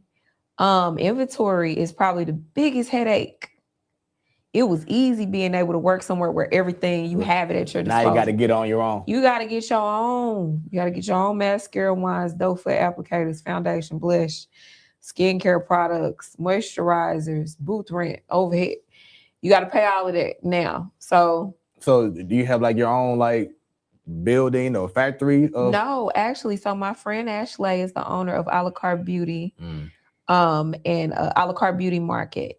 She and I have been friends since we were teenagers. She moved back to St. Louis and pretty much was like, if I come back, girl, we gonna rock it. And so I pay her a booth rent, me, her, and one other braider, Lee Braids. We all work together on Cherokee Street. And it works out. Everybody has their own little section. And I take my clients from there, and then my clients that want on location for a nominal fee. I service them on location. And I just, I cover all of my expenses for my operations. It's very peaceful. I'm still able to be a present mom. Do I want more money? Yes, in this economy. But this is what works best for me to be present and also for me to make the amount of money that I need to make. There's no cap on my salary. And I have to be strategic and I have to work. I have to, and I'm not shy about working. Everybody know, my friends complain, I work a lot. Yeah. But it's because I'm trying to get somewhere in the same way that I watched Mac make $1 million from that counter. I haven't forgotten. So when God blesses me to push my cosmetic line, it's already written. I saw it done. And how important is it to actually do something that you have a passion for? It's the only way. There's no other choice. I really believe that it's so funny. I believe inwardly if I don't stay on the course of my gifts and talents that I won't be able to live. Because God has given me my purpose and I'm not about to even risk not being obedient. You have to. Right. Or somebody else will do it for you. So, and this is for other entrepreneurs or people who may be considering taking that step. But think about like insurance and stuff. How do you handle dealing with, insurance? Like insurance for like business? No, for yourself, health. Yeah. For your kids, medical. Oh, yes. All that. Yes. With you not having that 9 to 5 and you know how most 9 to 5s, they come with benefits. Right. So how do you handle that as an entrepreneur? Yes. So I actually applied through the state for my insurance. A lot of people don't know this. I pay taxes and I still qualify for Medicaid. Yeah, I qualify for Medicaid. There's a cap on it and you may have to pay a little bit out of pocket, but it allows me to have insurance. If I'm sick, praise God, I'm pretty much healthy. But if I need to go to an urgent care visit, get a dental cleaning, I do pay out of pocket for my vision. And then I have health insurance. My sister, shout out to Nikisha Smith. She does my life insurance for me and my children. I have a nice policy with some law coverage if we ever run into a bind. Just like anybody else. That's cool. Yeah, because like I said, and that's why I asked, because so many people want to jump into that world, but don't realize that you still need to have coverage. Yeah, you do. You do. And I know there's also there's other routes that you can go. I think it's a matter of trying. I think people, you just have to see what works for you. I don't recommend entrepreneurship for everyone because everyone doesn't have what it takes to keep going. And structure. We work more than 40 hours a week. Hands down. Hands down. Yeah. There are times where I'm enjoying myself and I'm playing on my social media just like everybody else does. But to my clients that are also my social media friends, I'm about to text Khadijah about the lipstick. Yeah. And they don't mean any harm. Right. But if I'm reading a book to my daughter at 9:00 at night, don't bother me. Please don't text me about a lipstick. I love you, but I have to have a boundary of when I clock in and when I clock out too. It just so happens what I do for a living is fun. Yeah. So I am empathetic. And I do know that when people are off, their mind is, well, she online. But that's because I'm a human and I want to play on my phone like you play on yours. And people don't realize this, especially with a woman like yourself in the field that you're in. But being a makeup artist is a hell of a pressurized situation. Okay, so you're married, so I can't even do you how I do my friends when I teach them. But imagine it's a person face. I spend most of my work day this close to people. Yeah. Could you imagine? Yeah. Being this close. That's crazy. To someone for most of your work day. It makes you hyper aware of how you smell, how you sound, how you look. All that. How you breathe. All day. All day. That's crazy. And then my hands, I have the driest cuticles in the world because I wash my hands and sanitize my hands probably more than a chef. Right. Because I have to keep my hands in someone's face. Right. So that alone, not to mention what if I'm having a bad day? I get a cycle every month, What if I need allergies? What if I just got some bad news? I don't have sick days. I don't have holiday pay. I still have to be what I need to be. I'm not gonna cancel on some. That's that girl wedding. That's that girl baby shower. That's that person is becoming the first Black female president hairstylist. So Dr. Collins Smith. Yeah. Like you have to put other people's needs and priority before your own. And you can't have an attitude about it because that's what you asked for. And that's what you've been working 17 years for, Khadijah. You prayed for it. That's what you prayed for. So yes, it does come with a lot. It's one of those where much is required type of situations where much is given, much is required. But I love it. I love it. These clients of mine have been my family. For everything I felt like I didn't get growing up, missed out on, they've made up for it. Watching girls grow up from teenagers, I might, do fashionetta for them, and now they about to have a baby. It's just graduated from college, doing well. It's so beautiful, servicing people generationally. The auntie, the grandma, the mama, the sister, it's so warm, it's so beautiful, and it's such a privilege. So when do you know as a makeup artist that you got the masterpiece, that none else need to be done when you're doing someone's face? Because you got someone, I don't want too much this, or like my wife, she's like very particular in regards to how she want to look, the makeup. Absolutely. Like we had one experience where I took her, I was asked to bring my wife and myself for some photos, and we had a makeup artist, and I didn't realize until after the fact that my wife hated the experience because she she's dark skinned just like yourself. Yeah. But like the makeup made her look like Pennywise. Wait. Yeah. Truthfully. Yeah. And, I mean, she was so, like I said, when do you know, boom, I got it? Well, I definitely have a list in my head that I use. It's so funny because I literally, they say when they study neurodivergence now, they're saying like everybody stems a little bit. I think that my creative discipline is a form of my stemming because I'm definitely like, okay, it's like an instant gratification. Like, okay, I got the complexion together. I got the eye how I want it. A lot of times I step back and I squint. But a lot of what I offer my clients is based off of me talking to them ahead of time on what they're wanting to achieve. And I'll kind of get everything laid out, their eyeshadow, their brow product, complexion, lips, contour, and I'll step back and just kind of start looking at everything to see if it's symmetry, to see if they feel comfortable. I might go in and question again, like, are you excited about this and that? Or how do you want to look? So that's usually how I gauge it. For my muses, my vanity dolls, they come regularly. It's like the back of my hand. Hey. I had one today. She's a regular. Hi, Chanel. She came on and spoke. Yeah.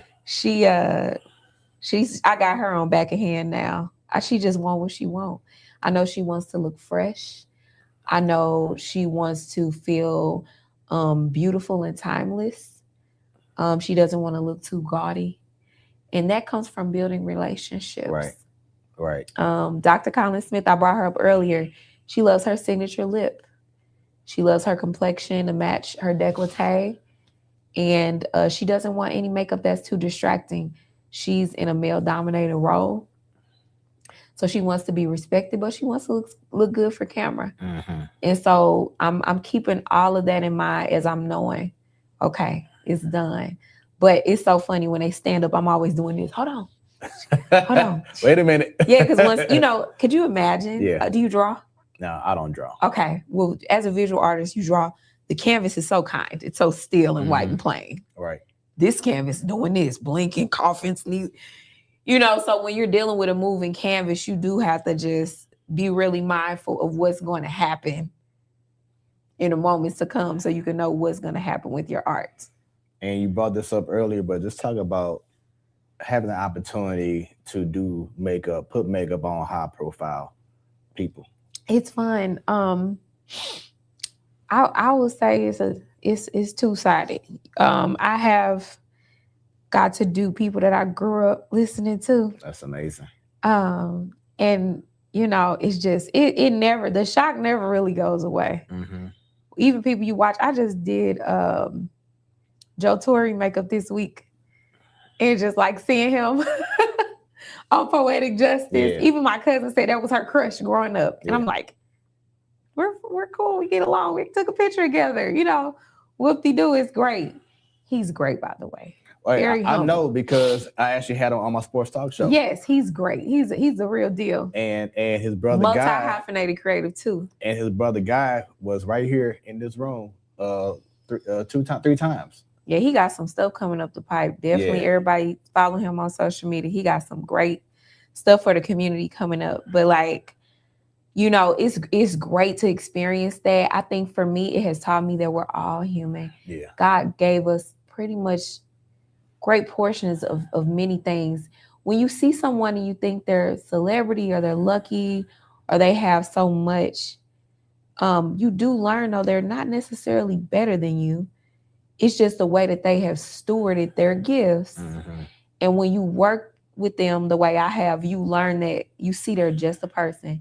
I'm seeing them stripped of their makeup a lot of times in loungewear, finishing up their business, finishing taking calls. There is a budget. They do got to stay by the budget. They do have to pay people out. They do have to do the same stuff we have to do. But I've also had some experiences where I've definitely ruminated on don't meet your heroes. It's disappointing.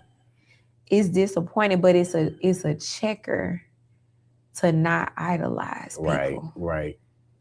It checks you. And that's why for me, you know, yeah, I have people who I follow, you know what I'm saying? Like, but you will never really hear me say, oh, I love this person. Yeah.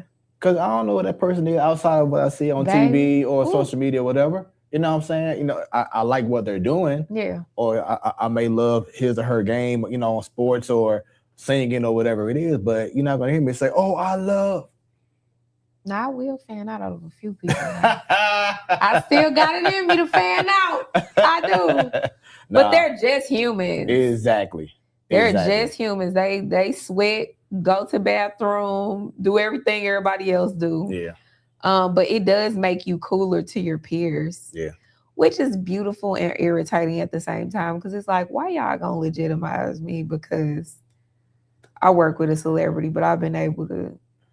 Joanne's is closed and my business still running. Like, give me a cookie for that. Like, you know. Yeah, I feel you. So once again, everyone, this Smoooth Conversations, where the conversations are always smooth. Hope y'all have been enjoying this amazing episode with Khadijah Amirah.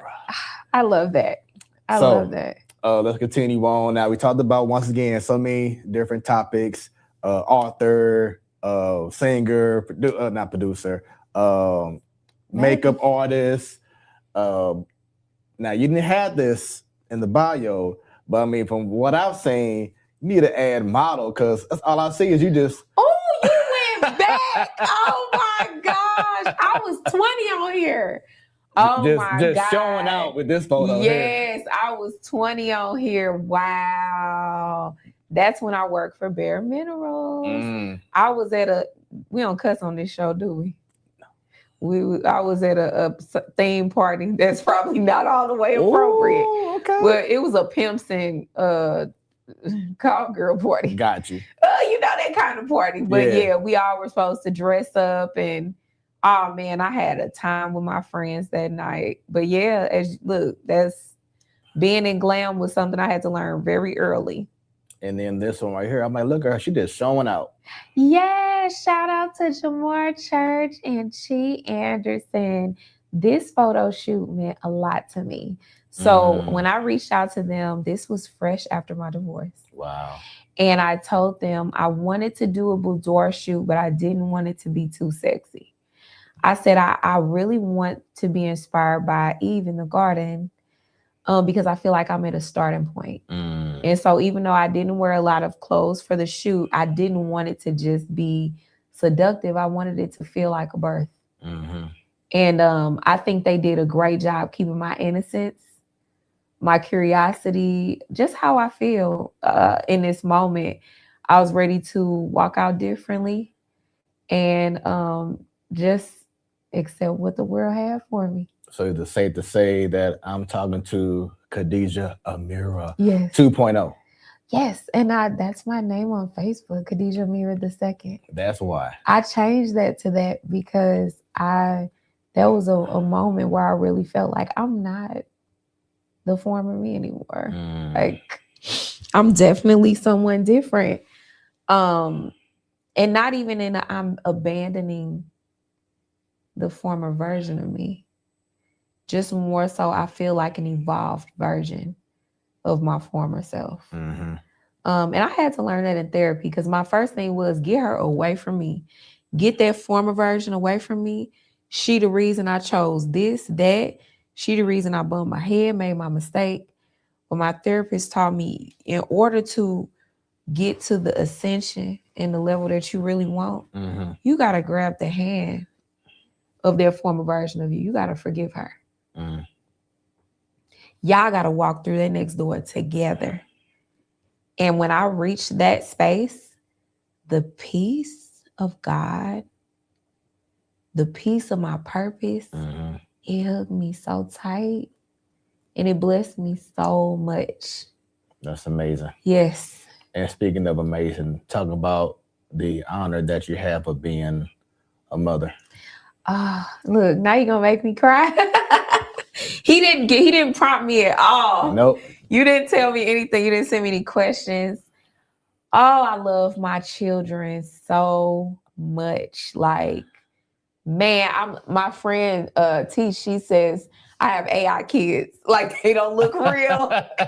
Shout out to Susie Gorman who took these pictures and who has documented us over the years as a family. I said when the Lord blessed me with my first home, I'm literally gonna make a Susie wall. We have some of the most beautiful journalistic pictures over the years. Jaleel, my oldest, he's a freshman at SIU. That's not my baby school. He's a freshman at SIUE. He is an engineer major and he is doing great. I say he's first gen because I didn't finish my undergrad. And Camila, she's 10. That's my precious baby. She's in the 4th grade. She's bilingual. She goes to St. Louis Language Immersion. Nice. She's a Spanish major. And both of them model.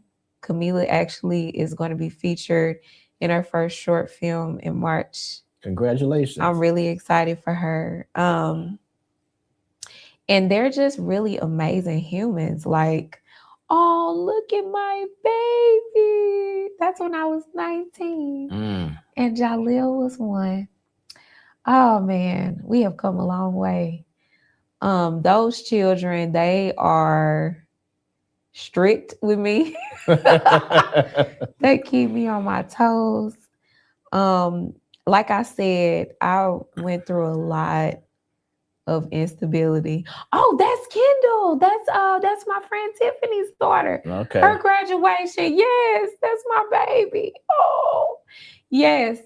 Jaleel, he saw a different version of me than Camila sees because a lot of times I was trying to figure it out with him. And I did a good job based off of what he said. But Camila, she gets a different mom. I'm a lot more sure with her. And I just want my children to have a quality of life and be supported in a way that I feel like I could have used in my younger years. God has sent me everything I need now. But I didn't have as much of that at my disposal when I was younger.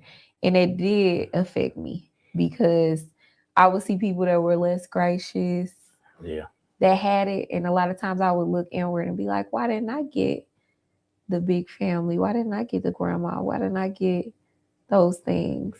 How tough was that transition for them during your divorce? Oh, it was harder on Camila than it was for Jaleel. She was much younger. She was 4. I remember the night that I chose to, leave and move. She cried for her daddy for 2 days. She did nothing but cry. And it's not that I was keeping her from her dad. It's just we had to separate. With Jaleel, I think it was a bit of relief because he was 11. And he was seeing some things that weren't healthy. And he was seeing that it wasn't the way that it was. So Jaleel was kind of proud of me. In his words, I was wondering what was taking you so long. And that did damage within itself. Because how the child I'm supposed to be making feel safe is looking at me, trying to tell me what I should be doing to better my situation. But a lot of my friends that are helping professionals, they always say the best thing you can do as a parent is to be a happy parent. Because the kids feed off that. Statistically. A happy parent. And so I wasn't happy in that situation anymore. And so I had to get back to happiness. But it was a lot of transition for us. They also saw a lot of other things. I don't know if you've ever experienced divorce with friends or anything like that, but it affects everybody. Everyone. And so certain people, my kids call TT, Unc. They're not there anymore. That was hard. But we made it. We're so tight. We play games together. We spend time together. We play chess together. I adore them. I'm obsessed. I just want them to be happy. And if they do run into adversity, it ain't my fault. Don't blame I did me. my part, baby. I did. I paid for camp. I did. I supported you. I took you back and forth. The reason everybody keeps saying my baby go to SEMO, that's why I just lost my mind for a second. Talking about SIU. Ja goes to Southern Illinois University, Edwardsville. Okay, SIUE. Yes, he goes to SIUE. So, and he's killing it. That's what's up. He's killing it. He just started his next semester. Keep on going, young man. You know, you got a whole village, you know, so whether you know it or not, yes, you got he support. Really does. I wish you could have seen this boy Trump party. That is a love child. Both my kids are love. But I think because everybody watched me climb up like that with y'all, like that little picture, I got Facebook friends that watched this boy grow up. And because I had him so young, he like the first, you know? Yeah. He the first. Now Mila, she get her own little lip. She's such a little rotten egg. And she's so pretty. Yeah. She is a doll. That's my boo-boo. But yeah, I love my kids down. So we've been showing some great photos. This part of the conversation is brought to you by Smoooth Moments. These are some other moments that I've seen that I want to go ahead and highlight, get her reaction and a whole nine. So let's talk about this, and especially with you being in your field and being able to be in the media and doing some things. Let's talk about this photo right here. Yes, my time. Oh, Chelsea. I love Studio STL on Fox 2. Chelsea, she's no longer with Fox 2, but she was a catalyst for me.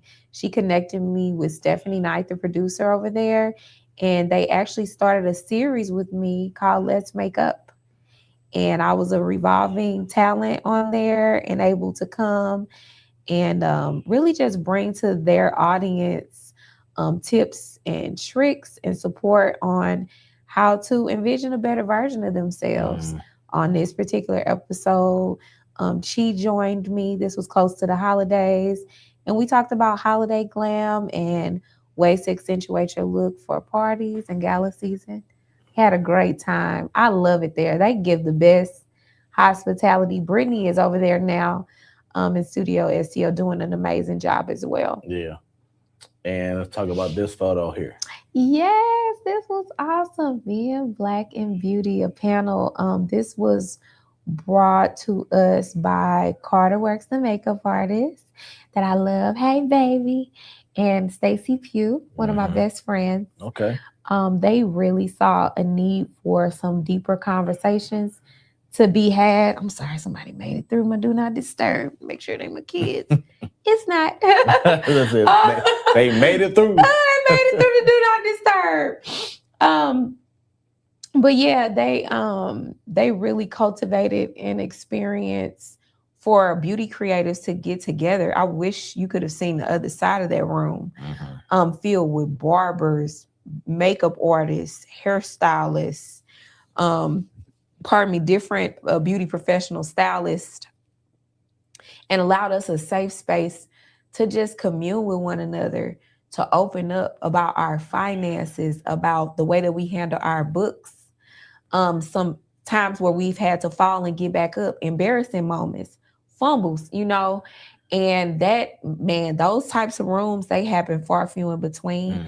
And also shout out to the clients that come and support us in those spaces, because a lot of times it gives us a voice where we can't really have one just because of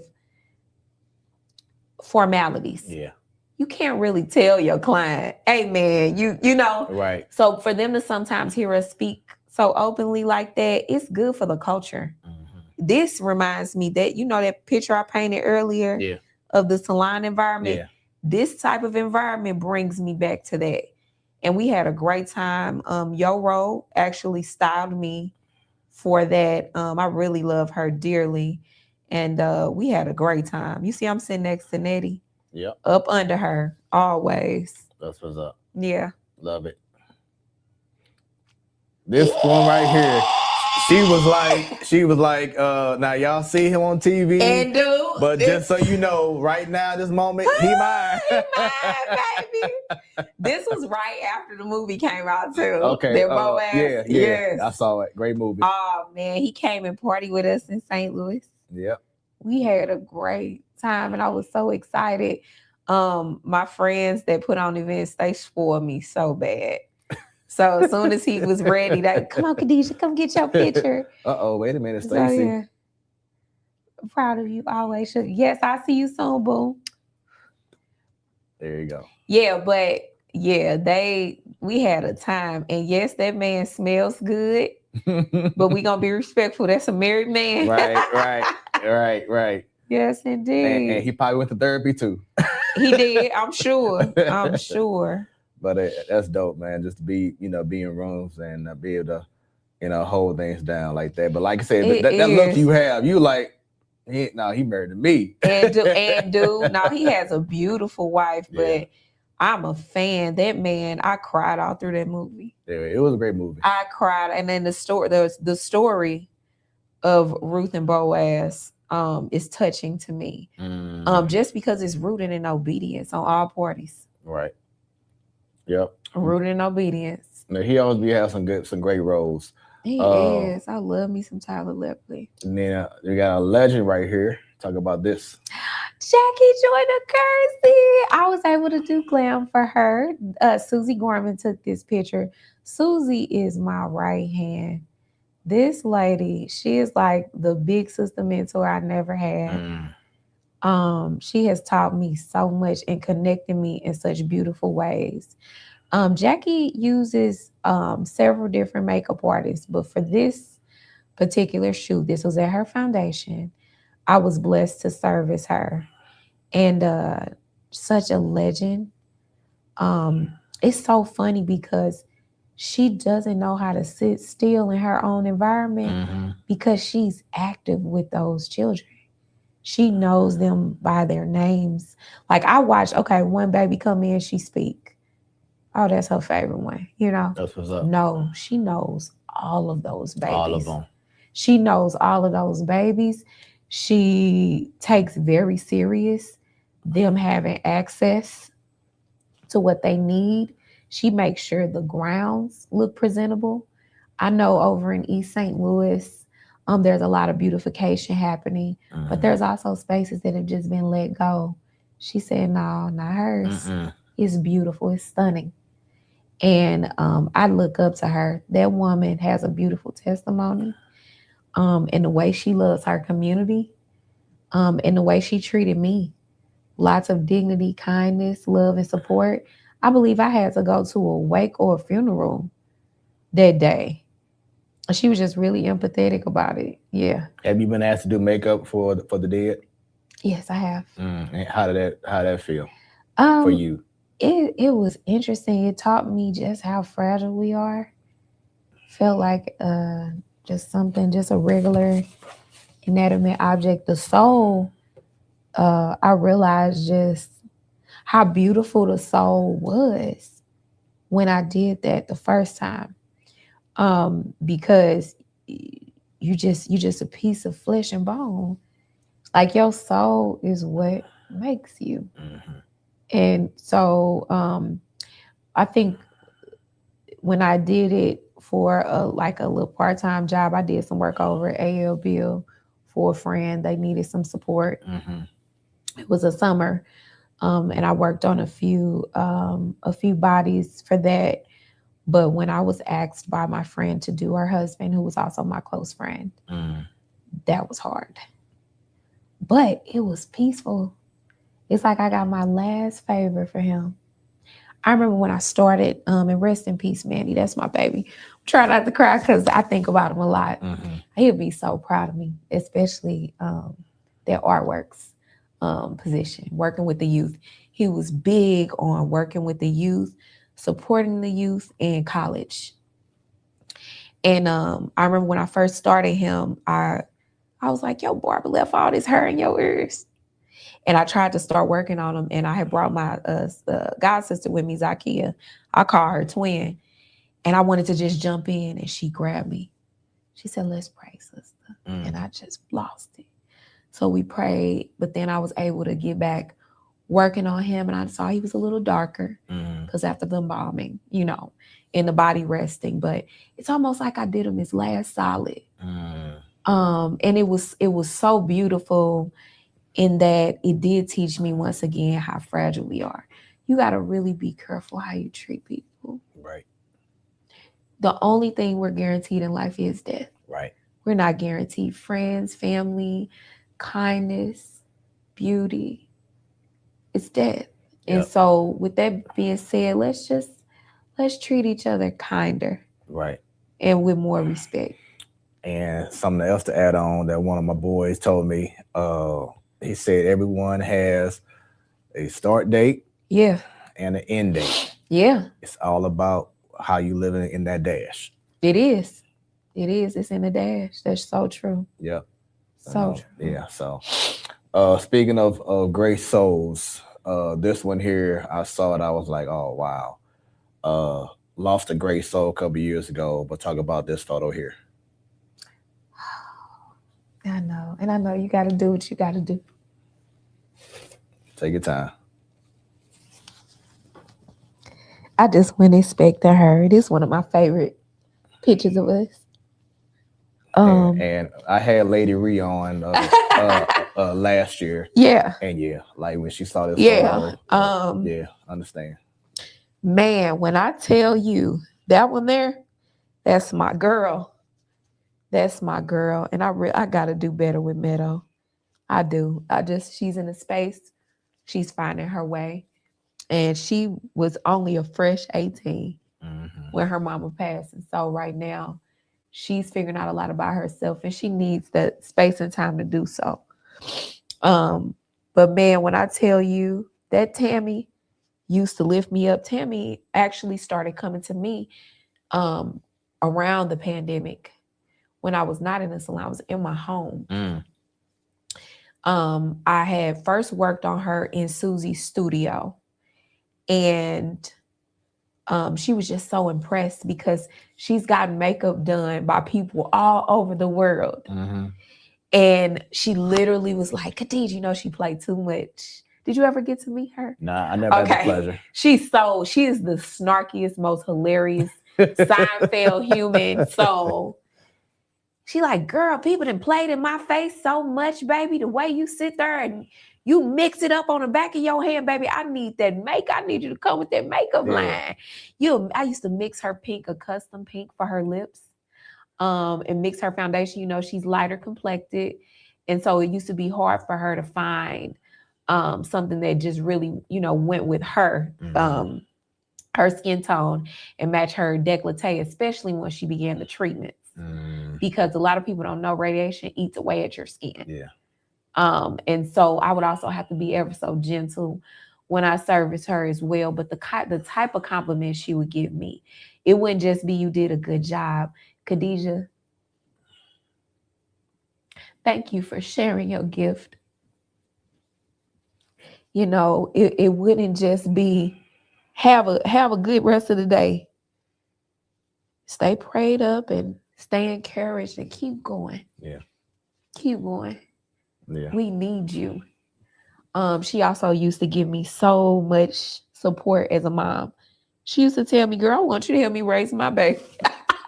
She used to be like, you so patient. And she loved Josh so much. She loved my son. Him and Meadow around the same age. Man, it was hard. I didn't know her death was gonna affect me like that. Like, I knew I loved her, but that took me down. Like, dreams, everything. I was sick. Like, I didn't want to eat. And it's just because, like, who gonna give me that type of compliment? Who gonna tell me they've been around the world and got services from people and they care about what I do? And I know she was strong in her craft, but she was a creative. Creatives are not rich people. Yeah. Like, she was cool, she was comfortable, but she was making stuff happen like everybody else. Right. And the way this lady used to tip me, and I knew it wasn't always because she just had it like that. She believed in me. She believed in my brand. She believed in me as a mom. She wanted me to keep going. She saw I was struggling, trying to figure it out. She didn't want me to give up. Mm-hmm. And so I carry Tammy with me in my heart. I do. And I thank God for her life and her legacy. Mm-hmm. And she taught me so much with the way she travailed through that industry, Mm-hmm. the way she kept going, the camaraderie, the way she did relationships, the way she'll turn it on no matter what. Baby, we done been broke down together, crying and sure, getting her friend on the phone that she pray with and throw that makeup on and act like ain't nothing happened and stomp right into rooms, you know. Those are the type of relationships that makeup artists make with their clients. Yeah, that gives you that vindication, like, you know what, this is the reason why I do what I do. Yes. It's because of moments like that. Yes, indeed. Yeah. Yes, that's my girl. Rest in peace and purpose. So this is the last photo of Smooth Moments under for Smooth Conversations, brought to you by Smooth Moments. And the person that you are right now, what would you say to this person now, right here?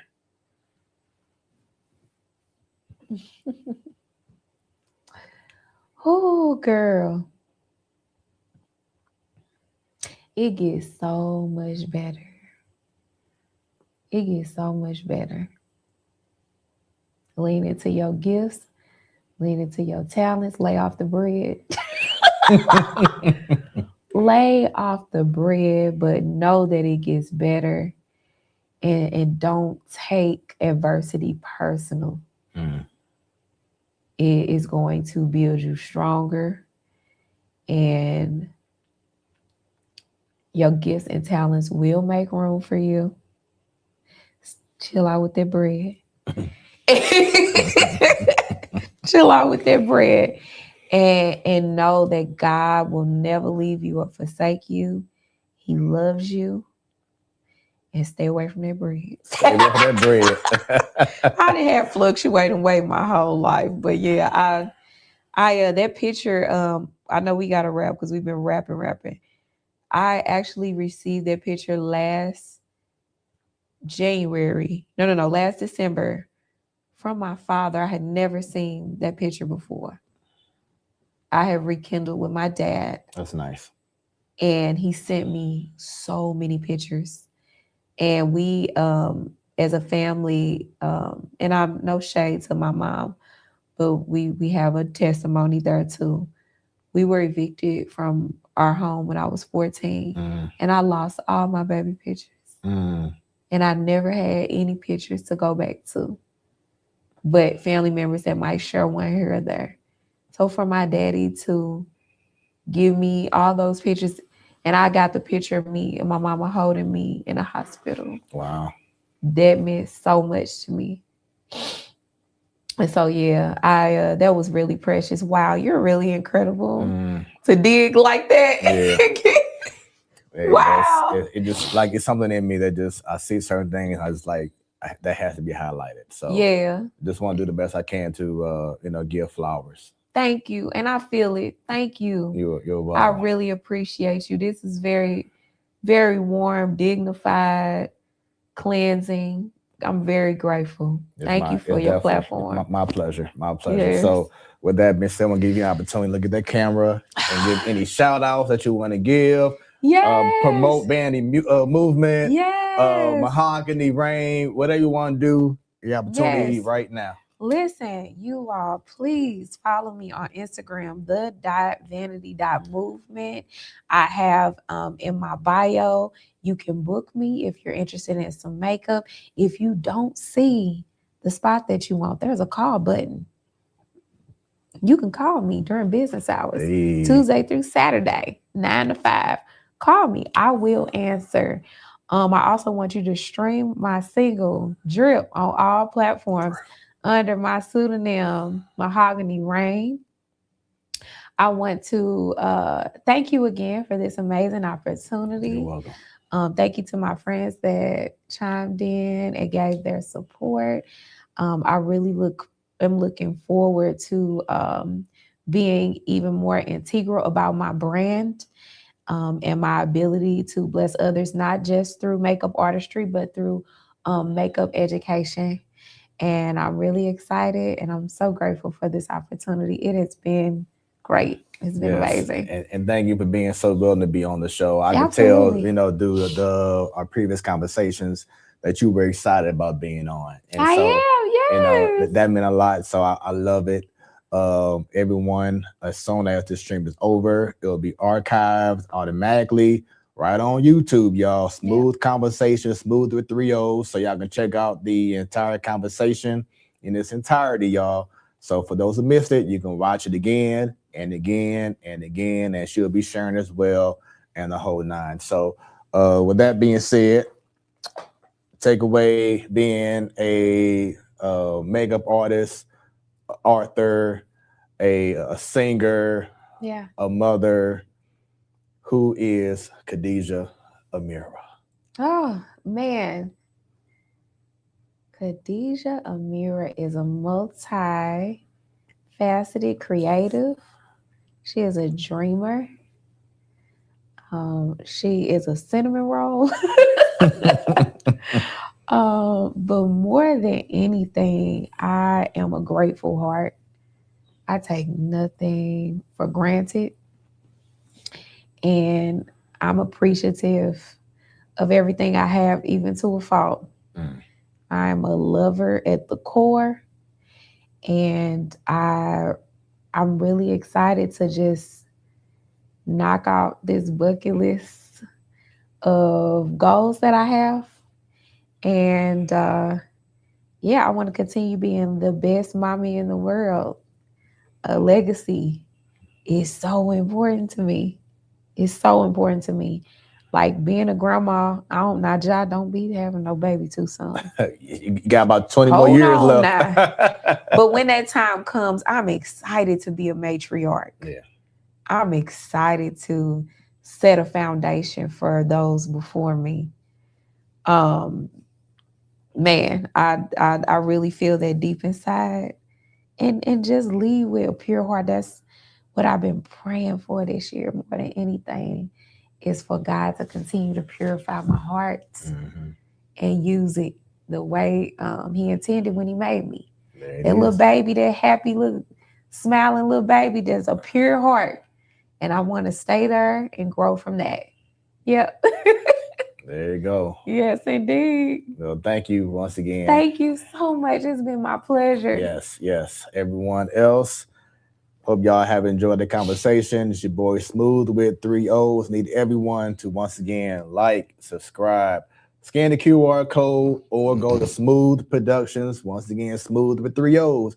I have to emphasize that, because if y'all just put 2 O's, you ain't gonna see it. So 3 O's and Smoooth. Go to the website, go and connect with what I have going on. You can save me as a contact as soon as you scan the QR code, or if you go to smoothproductions.com, you see all my information is right there. You see all the links, all the shows I'm doing. You'll see Smooth Moments. If y'all need some apparel, some t-shirts, hoodies, caps, etc. done, Smoooth Creations. So I have so much going on, and just love to do what I feel is just great for others, and being positive and being impactful in a positive way. So with that being said, Smoooth Conversations, where the conversations are always smooth. Y'all have a great one.